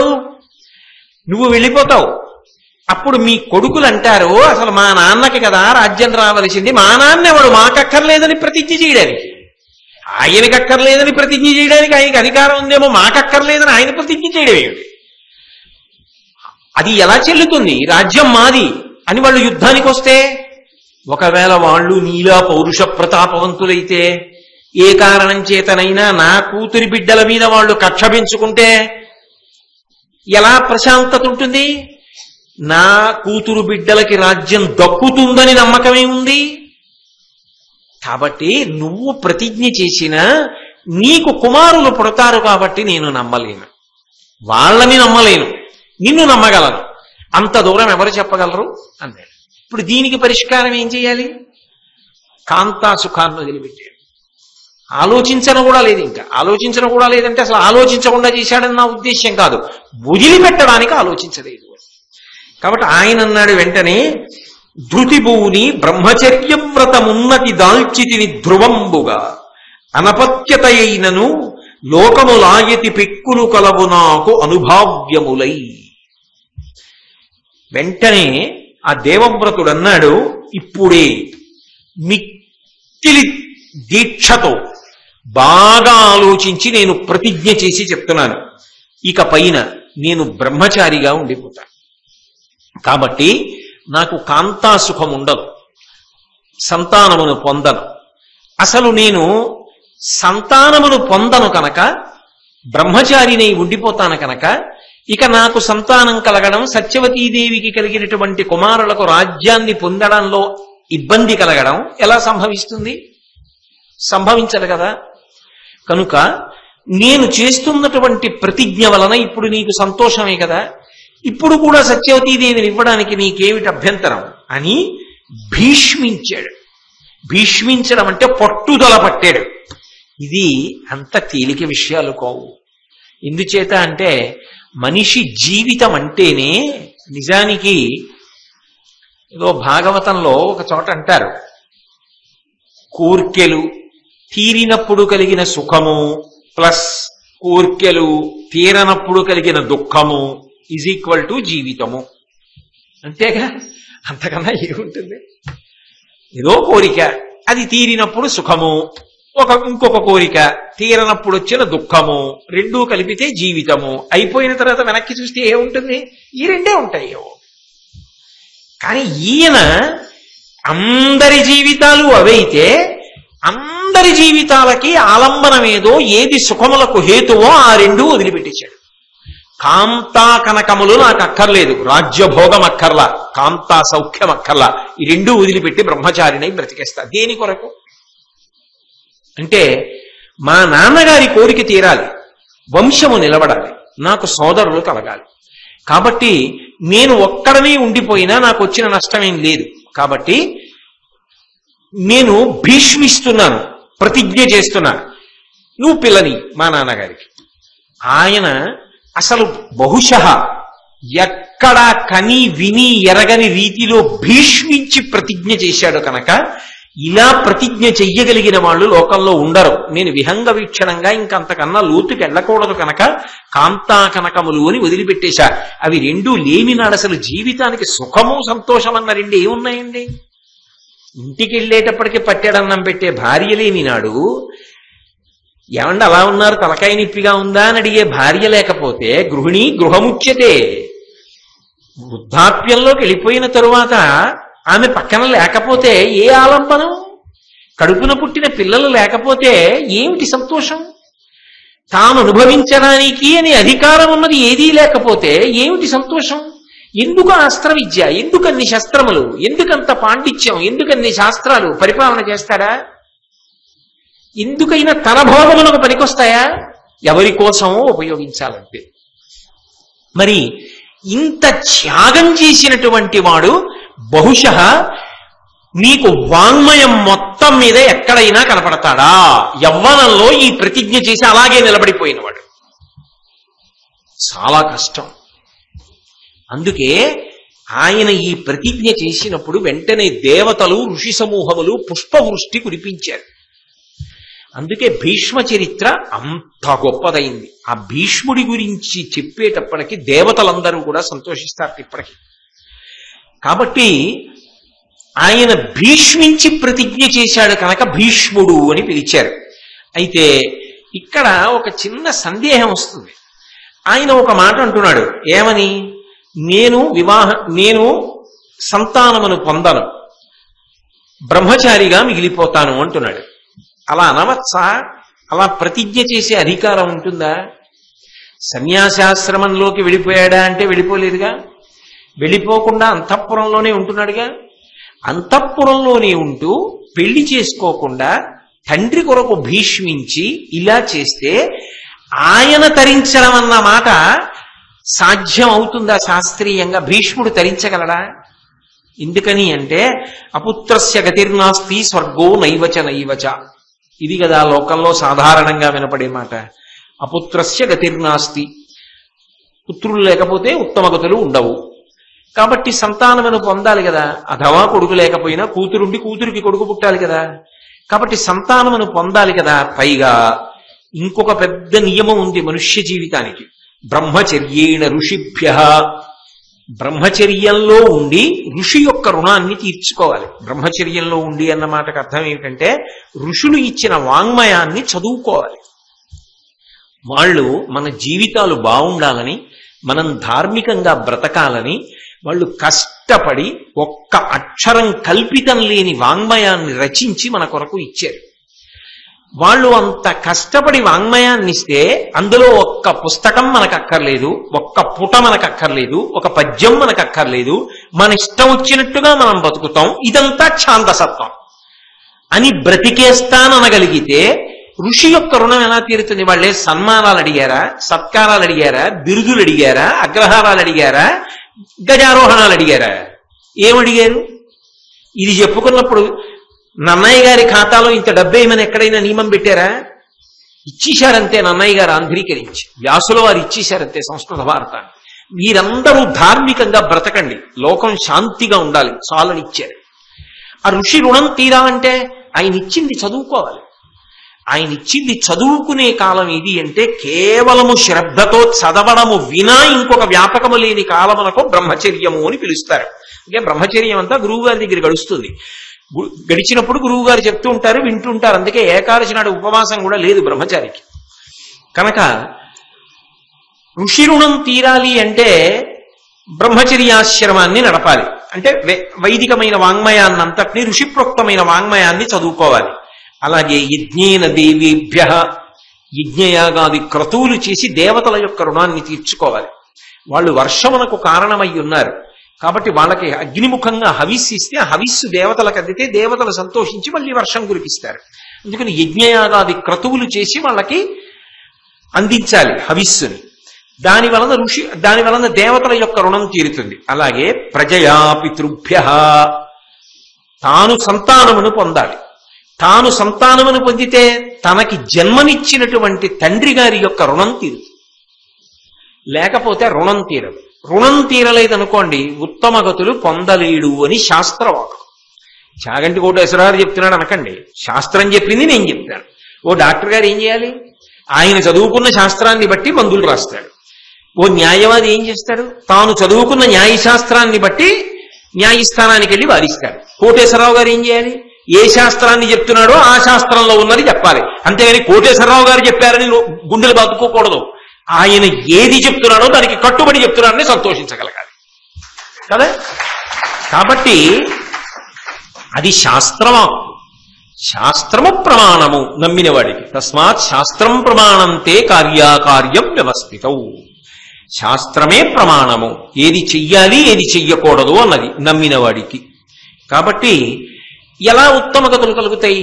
మరి ఇటువంటివి ప్రమాణవాక్కులు ఉన్నప్పుడు ఆయన భీష్ముడై నేను సంతానమును పొందను, నేను బ్రహ్మచారిగా ఉండిపోతా అంటే ఆయనకి పితృరుణం తీరదు కదా. తీరనప్పుడు ఉత్తమమైనటువంటి గతులు కలగవు కదా. కలగనప్పుడు ఆయన ఒక మాట అన్నాడు, లోకములాయతి పిక్కులు కొలవు నాకు అనుభావ్యములై అన్నాడు. ఆయన చదువుకోని శాస్త్రం ఉందా?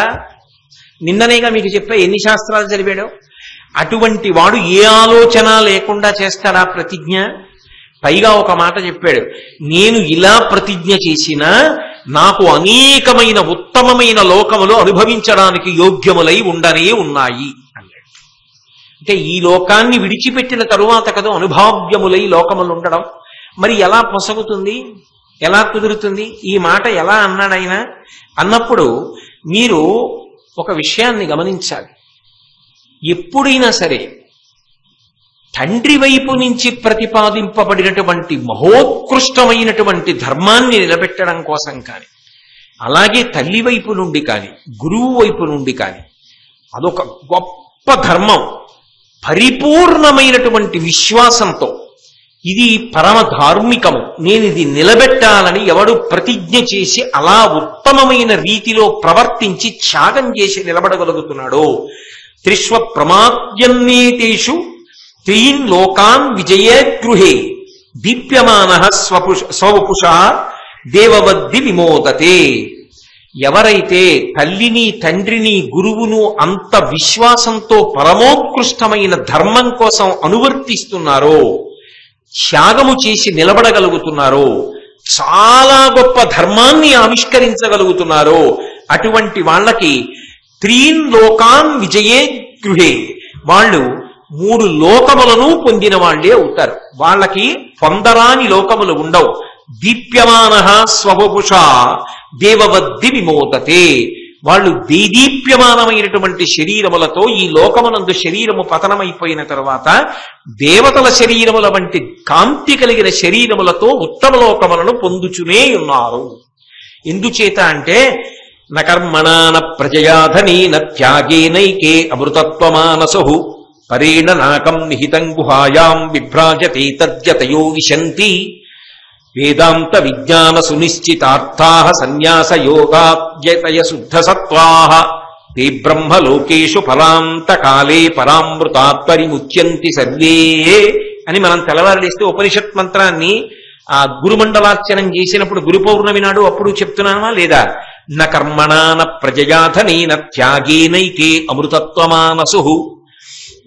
నేను ఈ పని చేయడం వల్ల నాకు ఈ ప్రతిఫలం కావాలి అని ఏమీ ఆశించకుండా నిస్వార్థంగా త్రికరణ శుద్ధిగా నాకు ఈ కష్టమునకు ఇది కావాలని కోరకుండా అమృతమయమైనటువంటి హృదయంతో త్యాగము చెయ్యడానికి సిద్ధపడి ఏ కోరిక కోరనివాడు ఎవడున్నాడో, ఏ ప్రతిఫలమును ఆశించకుండా పనిచేసిన వాడు ఎవరున్నాడో, అలాగే నా ప్రజయా సంతానాన్ని కూడా వదిలిపెట్టేసిన వాడు ఎవరున్నాడో, అంటే సంతానమును కూడా నేను పొందను అని వదిలిపెట్టిన వాడు ఎవరున్నాడో, ధనీన నాకు డబ్బు కూడా అక్కర్లేదని వదిలిపెట్టేసిన వాడు ఎవరున్నాడో, కేవలము ధర్మము కోసము నిలబడిపోతానంటే, తరించడం నాకు కావాలని నిలబడిన వాడు ఎవరున్నాడో అటువంటి వాడు త్యాగేనైకే అమృతత్వమానసు, ఆయన చేసినటువంటి త్యాగము వలన అమృతత్వమును పొందుతున్నాడు అని శృతి ప్రమాణం ఉంది కదా.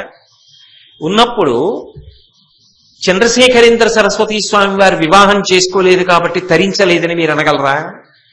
ఆదిశంకరాచార్యుల వారు వివాహం చేసుకుని సంతానాన్ని పొందలేదు కాబట్టి తరించలేదని మనం అనగలమా? ఆయన ఏ ధనాన్ని అపేక్షించకపోయినా ఒక రూపాయి కాసు కూడా చేత్తో ముట్టుకునేవారు కాదు. ఒకవేళ బలవంతంగా అక్కడ పెడితే సత్యదండంతో ఇలా తోహేసేవారు. మహాస్వామి వారు తరించలేదు అనగలరా? శంకర భగవత్పాదుల విషయంలో అన్వయం చేయగలరా? లేకపోతే ఎక్కువ మంది కొడుకులు ఉన్నారు కాబట్టి తరించాడని ధృతరాష్ట్రుడి విషయంలో చెప్పగలరా? కాదు. మనిషి తరించడానికి అన్ని వేళలా సంతానమును పొందడమే కారణం కాదు. త్యాగేనైకే అమృతత్వమానసు. అంతటి మహోత్కృష్టమైన త్యాగమును చేసిన వాడు ఎవరుంటాడో వాడు అమృతత్వమును పొందుచున్నాడు, అందులో నిస్సందేహం.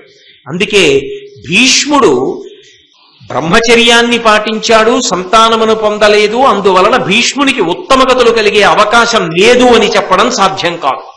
అందుకే భీష్ముడు అలా భీష్మించడం ధర్మ వ్యతిరేకమా అన్న చర్చ కాని అటువంటి సమస్య కాని అసలు ఉత్పన్నమే కాదు.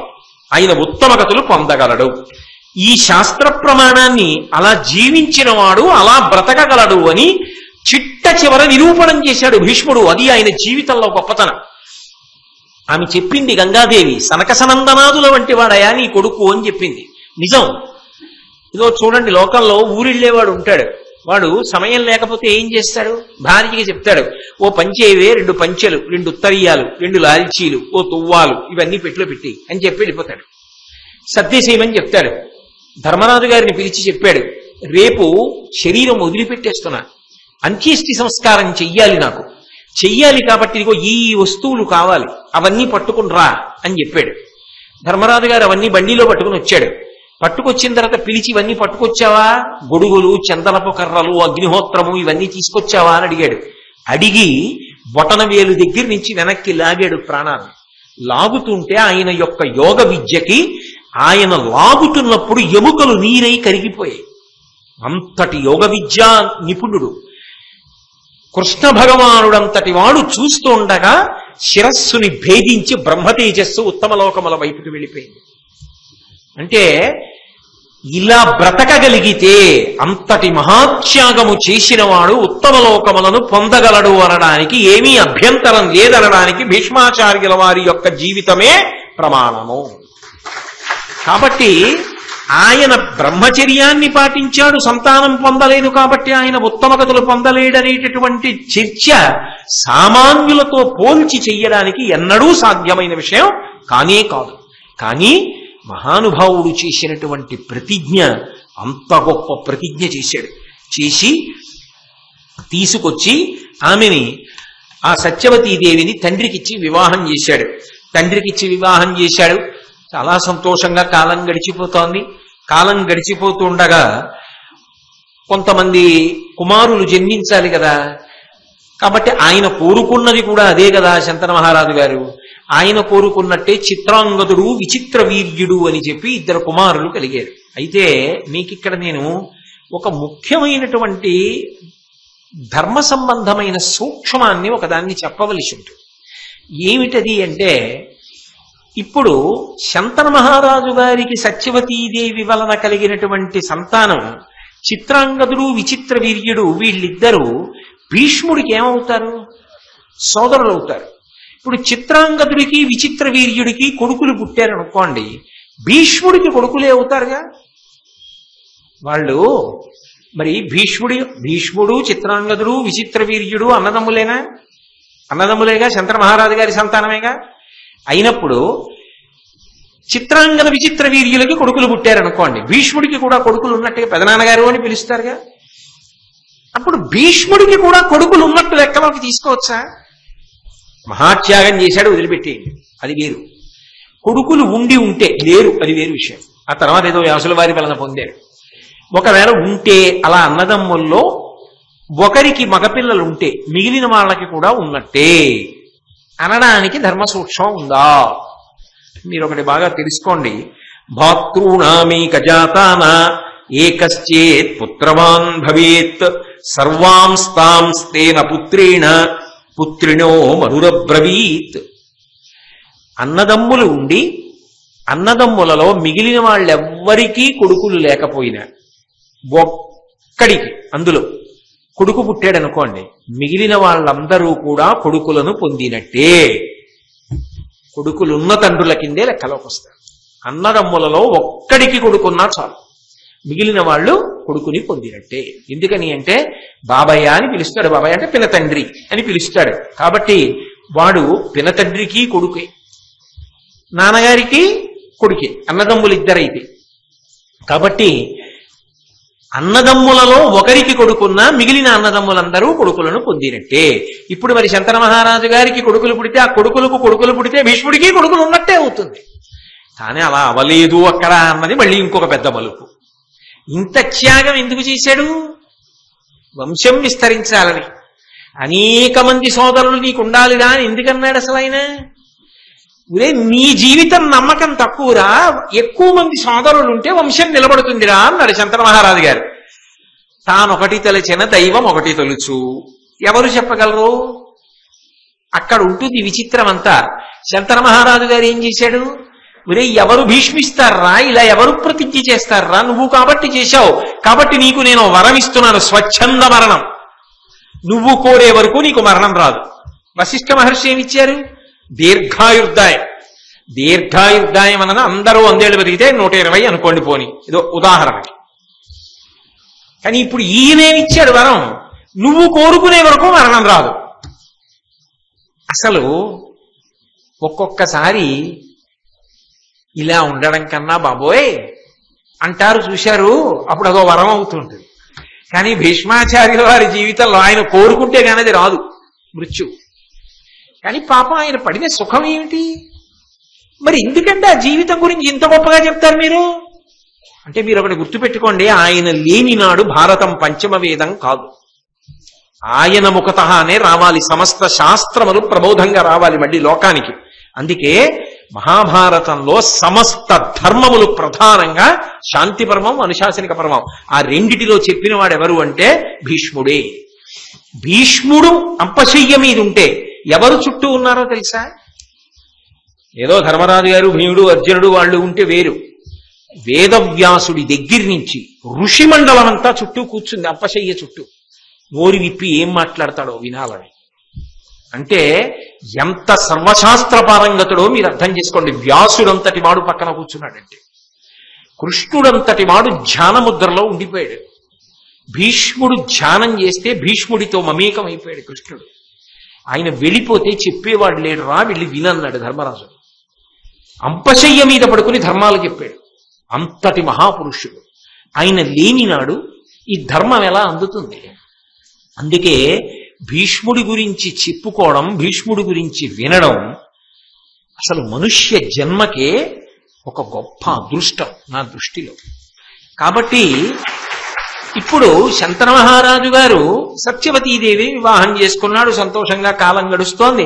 2 కుమారులు కలిగారు. ఒక కొడుకు పేరు చిత్రాంగదుడు, వేరొక కొడుకు పేరు విచిత్రవీర్యుడు. ఆయన ఏమనుకున్నాడు? వీళ్ళిద్దరి వలన వంశము వృద్ధిలోకి వస్తుంది, నీ జీవితం అపనమ్మకం రా, సోదరుడు కావాలన్నాడు. కానీ ఈ చిత్రాంగదుడు అన్నవాడు ఉన్నాడే, వాడు చాలా చించల స్వభావం ఉన్నవాడు. విపరీతమైన అహంకారం ఉన్నవాడు. ఈ రెండు చాలా ప్రమాదకరమైన ధోరణి. అవతల వాడికి ఎంత విద్వత్తు ఉండనివ్వండి, ఎంత పనితనం ఉండనివ్వండి, ఎంత సమర్థుడు కానివ్వండి, వాడు అహంకారగ్రస్తుడైతే, వాడు విపరీతమైన గర్వంతో ఉన్నవాడైతే అత్యంత ప్రమాదకరమైన అంటుడు వ్యాధికి సంబంధించిన ఒక క్రిమి ఒకటి బయలుదేరినట్టే. వాడు అక్కడితో వదలుపెట్టాడు. ఎందుకో తెలుసా? వాడి అహంకారంతో వాడు వ్యవస్థనంతటినీ సర్వనాశనం చేస్తాడు. అందరినీ తృణీకరించి మాట్లాడతాడు వాడు. అది అంటుకుంటుంది అందరికీ.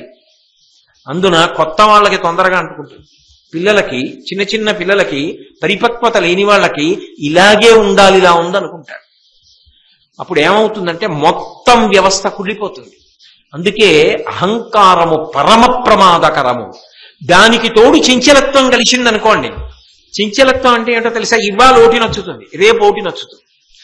పోనీ ఇది నచ్చింది చేస్తాడని మీకేం నమ్మకం ఉండదు వాడికి. ఇవాళ ఇది, రేపు అది. వాడికి నచ్చింది వాడికి ఏ కారణం చేతనైనా లభించలేదనుకోండి, వాడి అహంకారం పైకి లేస్తుంది, వాడి వ్యవస్థను నాశనం చేస్తాడు. వాడు రాజు అయినా సరే రాజ్యానికి అంతటికీ బరువు. ఇప్పుడు ఎవరికి తలపోటు? వీడిని చూసి.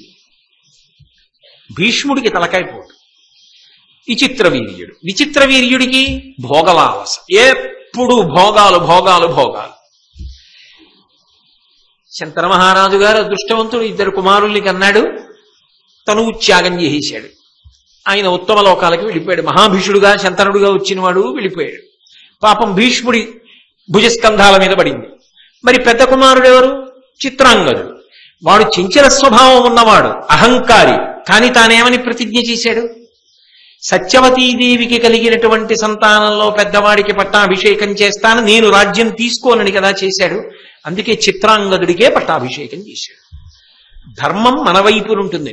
అవతలవాడు అలాంటివాడు కాబట్టి నేను ధర్మం తప్పానండి అనడానికి వీల్లేదు. ధర్మం ఎప్పుడూ మన వైపు నుంచి ఉంటుంది కాబట్టి మన ధర్మం మనం అనుష్ఠించాలి.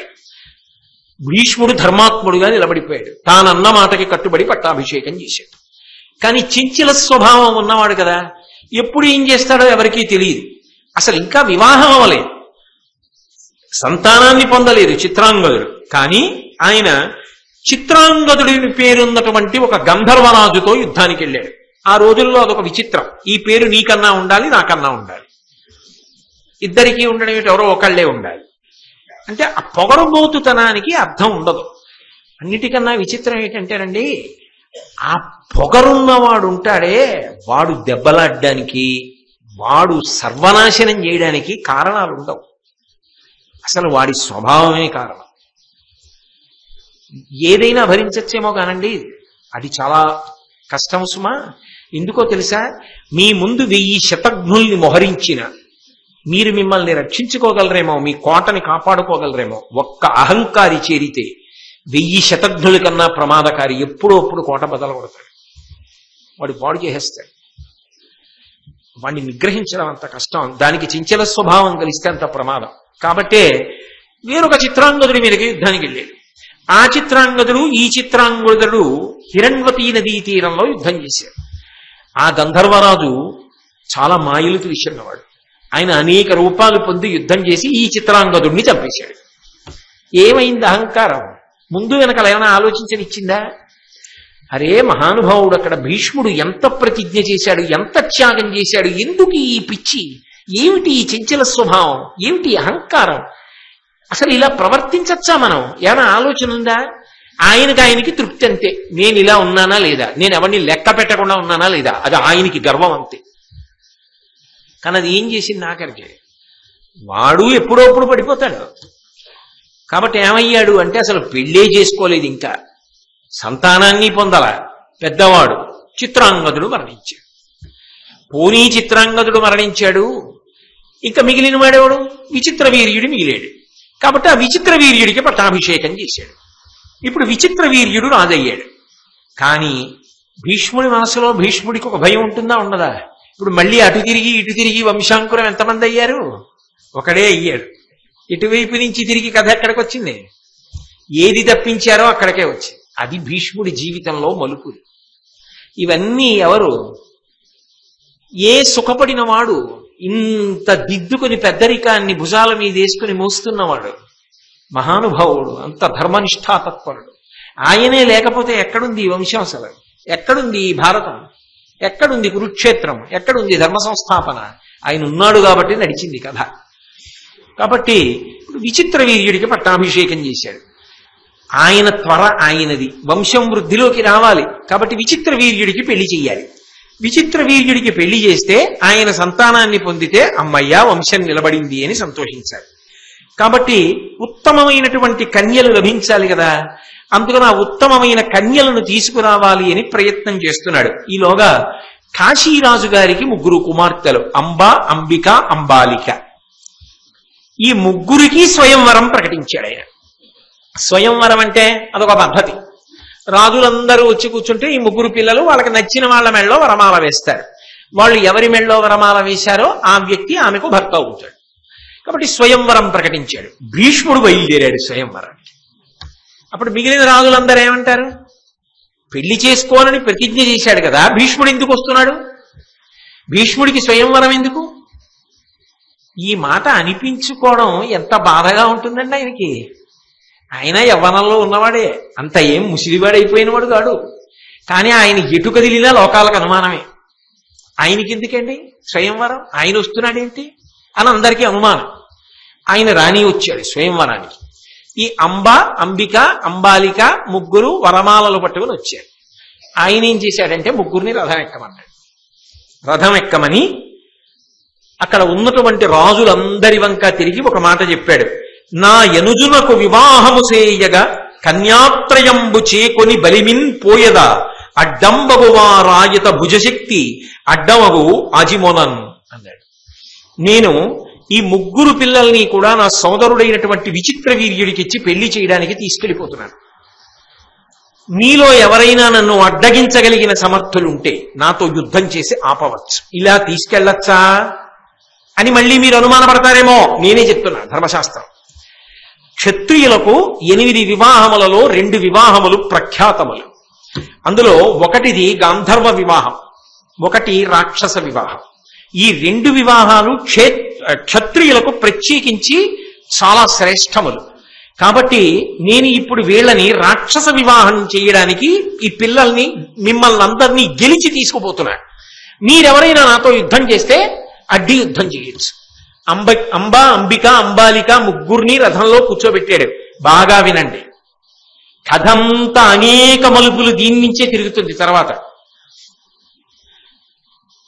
వినకపోతే ఏమవుతుందిలే అనుకోకండి, ఏదో ఒక రోజున ఎవరినో పిలిచి మళ్ళీ మొదటి నుంచి చెప్పమంట భీష్ముడి కథ అంతా. కాబట్టి అంబ, అంబిక, అంబాలికని రథంలో కూర్చోపెట్టి ఈ మాట చెప్పాడు. 8 వివాహములు అన్నాడు కదండి, 8 వివాహములు ఏమిటి అని మళ్ళీ అనుమాన పడకండి. వివాహము జరిగేటటువంటి విధానాన్ని బట్టి, ప్రయోజనాన్ని బట్టి వివాహమును 8 రకములుగా వర్గీకరించారు.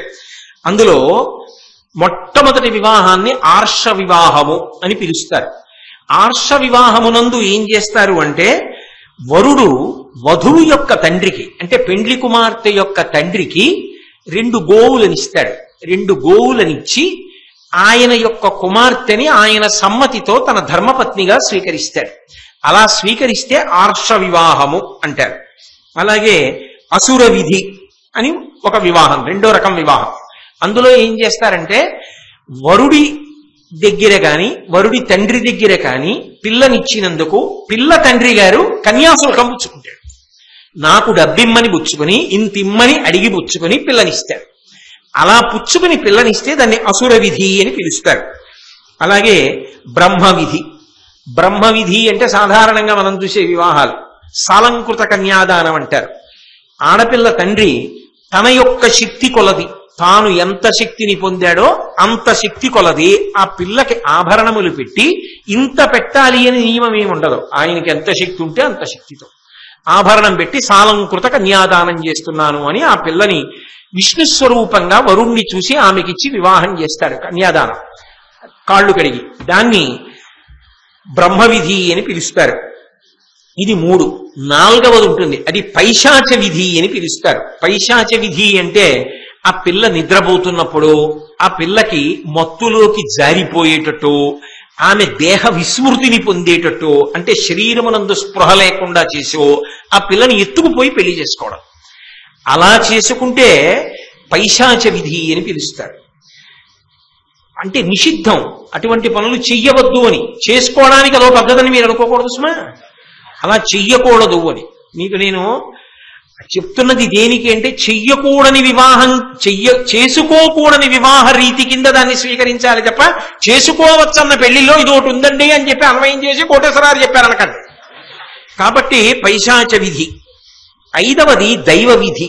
దైవ విధి అంటే గొప్ప గొప్ప యజ్ఞాలు యాగాలు మొదలైనవి చేస్తారు. ఇటువంటి యజ్ఞయాగాది క్రతువులు చేసినప్పుడు ఏం చేస్తారంటే ఋత్విక్కులలో ఒక ఋత్విక్కుకి తనకున్నటువంటి కుమార్తెలలో ఒక కుమార్తెనిచ్చి వివాహం చేస్తారు. వయస్సు శీలము అన్నీ సరిపోయాయి అనుకోండి, ఆ ఋత్విక్కుకి తన కుమార్తెనిచ్చి వివాహం చేసేస్తారు. అలా చేస్తే బ్రహ్మ విధి, అలా చేసినది దైవ విధి యందు వివాహం చేశారు అని పిలుస్తారు. 6వది గాంధర్వ విధి. ఇది మాట్లాడుతున్నాడు భీష్ముడు. గాంధర్వ విధి రాక్షస విధి రెండు మాట్లాడుతున్నాడు.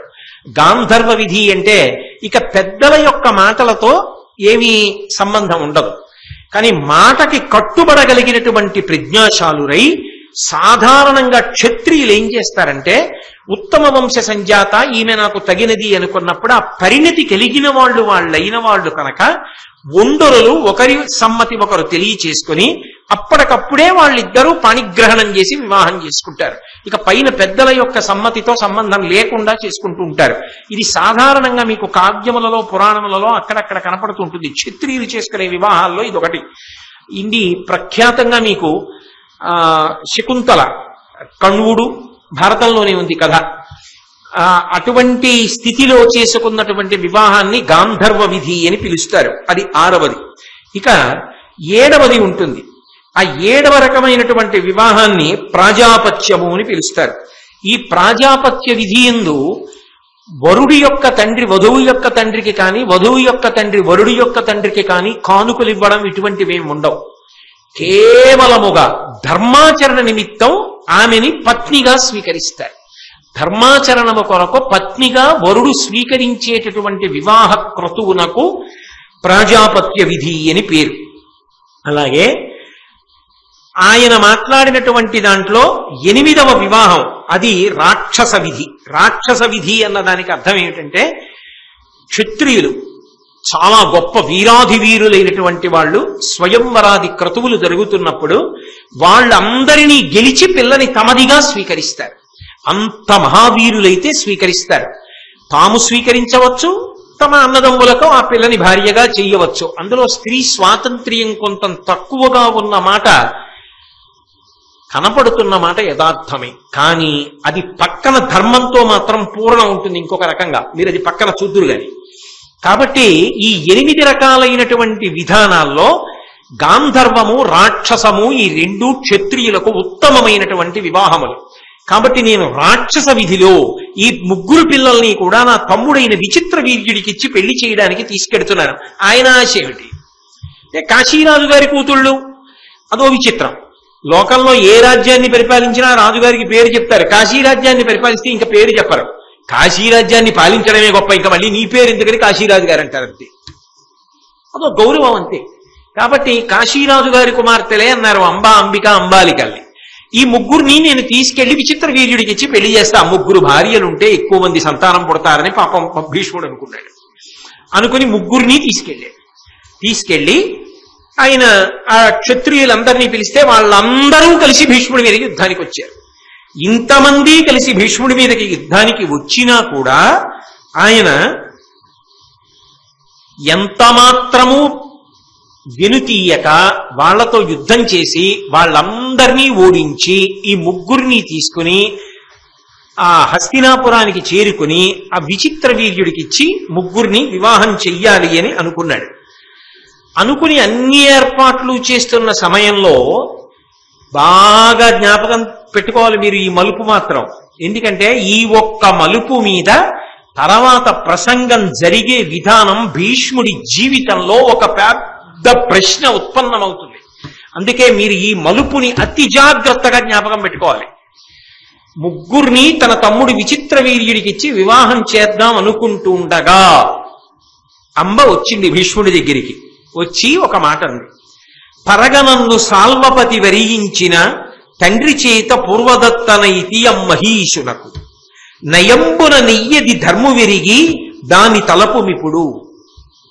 ఆవిడంది, ఓ భీష్మ, ఇత పూర్వమే సాల్వరాజ్యాన్ని పరిపాలిస్తున్నటువంటి సాల్వుడు నన్ను వివాహం చేసుకోవాలి అని కోరుకున్నాడు. ఆ మాట మా తండ్రి గారికి తెలుసు. మా తండ్రి గారు నన్ను అతనికిచ్చి వివాహం చేస్తానని చెప్పి సాల్వభూపతికి మాట కూడా ఇచ్చేశారు. అతను కూడా నన్ను భార్యగానే చూస్తున్నాడు.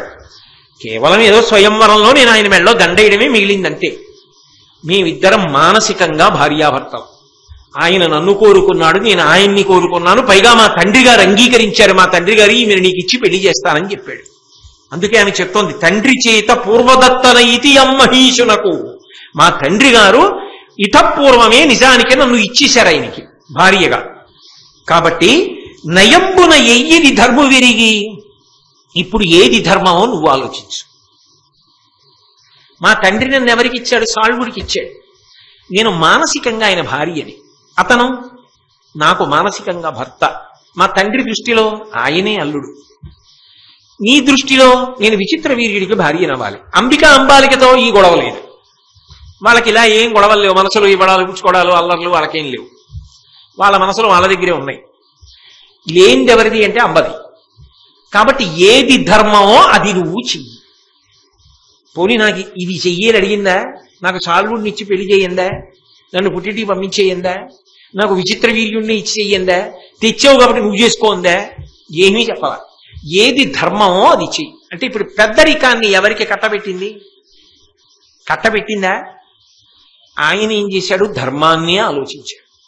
ఆలోచించి ఈమె మనసు ఇతపూర్వమే వేరొక పురుషుడికి ఇచ్చేసింది. మానసికంగా ఈమె ఆయనకు భార్య. ఇది ఈమె తండ్రి కూడా అంగీకరించిన విషయం. ఈమె తండ్రి చేత అంగీకరింపబడి ఈమె అతనికి నేను భార్యని అని మనస్సులో కొంతకాలము భావన చేసిన తరువాత, ఈమె నా భార్య అని ఆ పురుషుడు భావన చేసిన తరువాత, ఈమెని గెలిచి తెచ్చాను అన్న కారణం చేత తమ్ముడికిచ్చి ఎలా వివాహం చేస్తాను? దోషం అవుతుంది కదా. ఈమె మానసికంగా భార్య, క్రతువు జరిగిందా లేదా వదిలిపెట్టండి. ఈమెను ఎలా ఇచ్చి పెళ్లి చేస్తాను? వెంటనే విప్రుల్ని సంప్రదించాడు. సంప్రదించి ఇలా చెయ్యకూడదు, తప్పు, ఆ పిల్ల మనసు ఇక్కడ లేదు అని కొంతమంది వృద్ధ స్త్రీలని పిలిచాడు. పిలిచి విప్రులను తోడిచ్చి ఆ అంబని సాల్వభూపతి దగ్గరికి పరమ గౌరవంతో పంపించేశాడు. నాకు తెలియదు ఈ విషయం. మరి సాల్వుడు ఏం చేస్తున్నాడండి? రావాలి కదా, స్వయంవరానికి రావాలి కదా, మెళ్ళో దండన్నా వెయ్యాలా అంబ? అప్పుడు కదా వివాహం. మరి రావాలి కదా అక్కడికి. వచ్చాడు. మరి వచ్చినవాడు ఏం చేస్తున్నాడు? భీష్ముడు ఎత్తుకుపోతుంటే మిగిలిన వాళ్ళందరూ గెలుస్తారు కదా అని చూశాడు. వాళ్ళందరూ ఓడిపోయాక తాను వెళ్ళాడు యుద్ధానికి. భీష్ముడిని నిలు నీతో యుద్ధం చేస్తానని యుద్ధం చేశాడు. భీష్ముడి ముందు ఎవరు నిలబడతారు? ఇతపూర్వమే చెప్పాడు కదా దశరాజు, బ్రహ్మ విష్ణు మహేశ్వరులైనా నిలబడలేడు.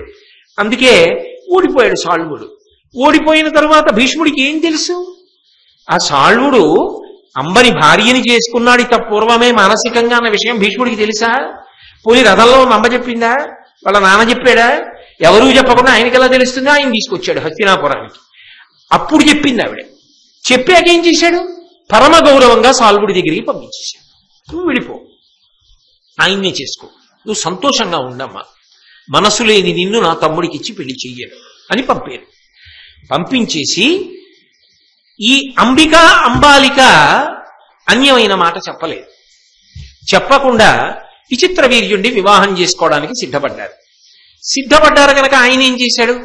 భీష్ముడు రాక్షస వివాహంగా అంత కష్టపడి గెలిచి తెచ్చిన పిల్లలు, వంశం వృద్ధిలోకి వస్తుంది, వీళ్ళకి పిల్లలు పుడతారని ఎంతో ఆనందంతో ఆకాశం అంతా పందిరి, భూదేవంతా పీట వేసి ఈ ఇద్దరిని విచిత్ర వీర్యుడికిచ్చి అద్భుతంగా వివాహం చేశాడు. చక్కగా వాళ్ళు సంతోషంగా ఉన్నారు. అలా ఉండనివ్వండి. వాళ్ళ రాత్రికి కనీసం మంగళప్రదంగా ఓ కళ్యాణం జరిగింది అన్న దగ్గర ఆగితే అంబ ఏం చేసింది అన్నది నిజానికి ఇక్కడ రాదు. భారతంలో ఆదిపర్వం అయిపోవాలి, సభాపర్వం అయిపోవాలి, చాలా దూరం వెళ్ళిపోయిన తర్వాత ఒక చోట భీష్ముడు చెప్పాడు ఉద్యోగ పర్వంలో. కానీ ఈ మలుపుని నేను చాలా కాలం ఆపేశాను అనుకోండి, మీకు ఈ కథా సంవిధానంలో భీష్ముడి జీవితంలో తిరిగిన మలుపుని అర్థం చేసుకోవడం కొంత కష్టం అవుతుంది. అందుకే మీ ప్రయోజనాన్ని అపేక్షించి నేనేం చేస్తానంటే, పైగా రేపటి రోజు తిథిరీత్యా కూడా చాలా గొప్పది. ఎందుచేత గురువారం పట్టుబదు, మరి శ్రావణ మాసం శుక్లపక్షం విధియ, ఇంత గొప్ప తిథితో ఉంటోంది కాబట్టి రేపటి రోజున అంబ యొక్క ఉపాఖ్యానాన్ని చెప్తా. ఆ అంబ జీవితం ఎన్ని మలుపులు తిరిగింది భీష్ముడి పరంగా, అందులో ఎన్ని విచిత్రాలు జరిగాయి, ఈ విషయాన్ని రేపటి రోజున మనం చేస్తాను. కాబట్టి ఇవాళ చక్కగా ఇంటికి వెళ్ళి పెళ్లి భోజనాలు చేయండి. అక్కడతో కార్యక్రమాన్ని, కథాక్రమాన్ని పరిసమాప్తం చేస్తున్నాను. మంగళాశాసన పరై పదాచార్య పురోగమై సర్వైశ్చ పూర్వైరాచార్యై సత్కృతాయాస్తు మంగళం. మంగళం కోసలేంద్రాయ మహనీయ గుణాత్మనే చక్రవర్తి తనూజాయ సర్వభౌమాయ మంగళం. కాంతాయ కాంతాయ కామితార్థప్రదాయినే శ్రీగిరీశాయ దేవాయ బలినాథాయ మంగళం. సర్వం శ్రీ ఉమామహేశ్వర పరబ్రహ్మార్పణమస్తు. స్వస్తి.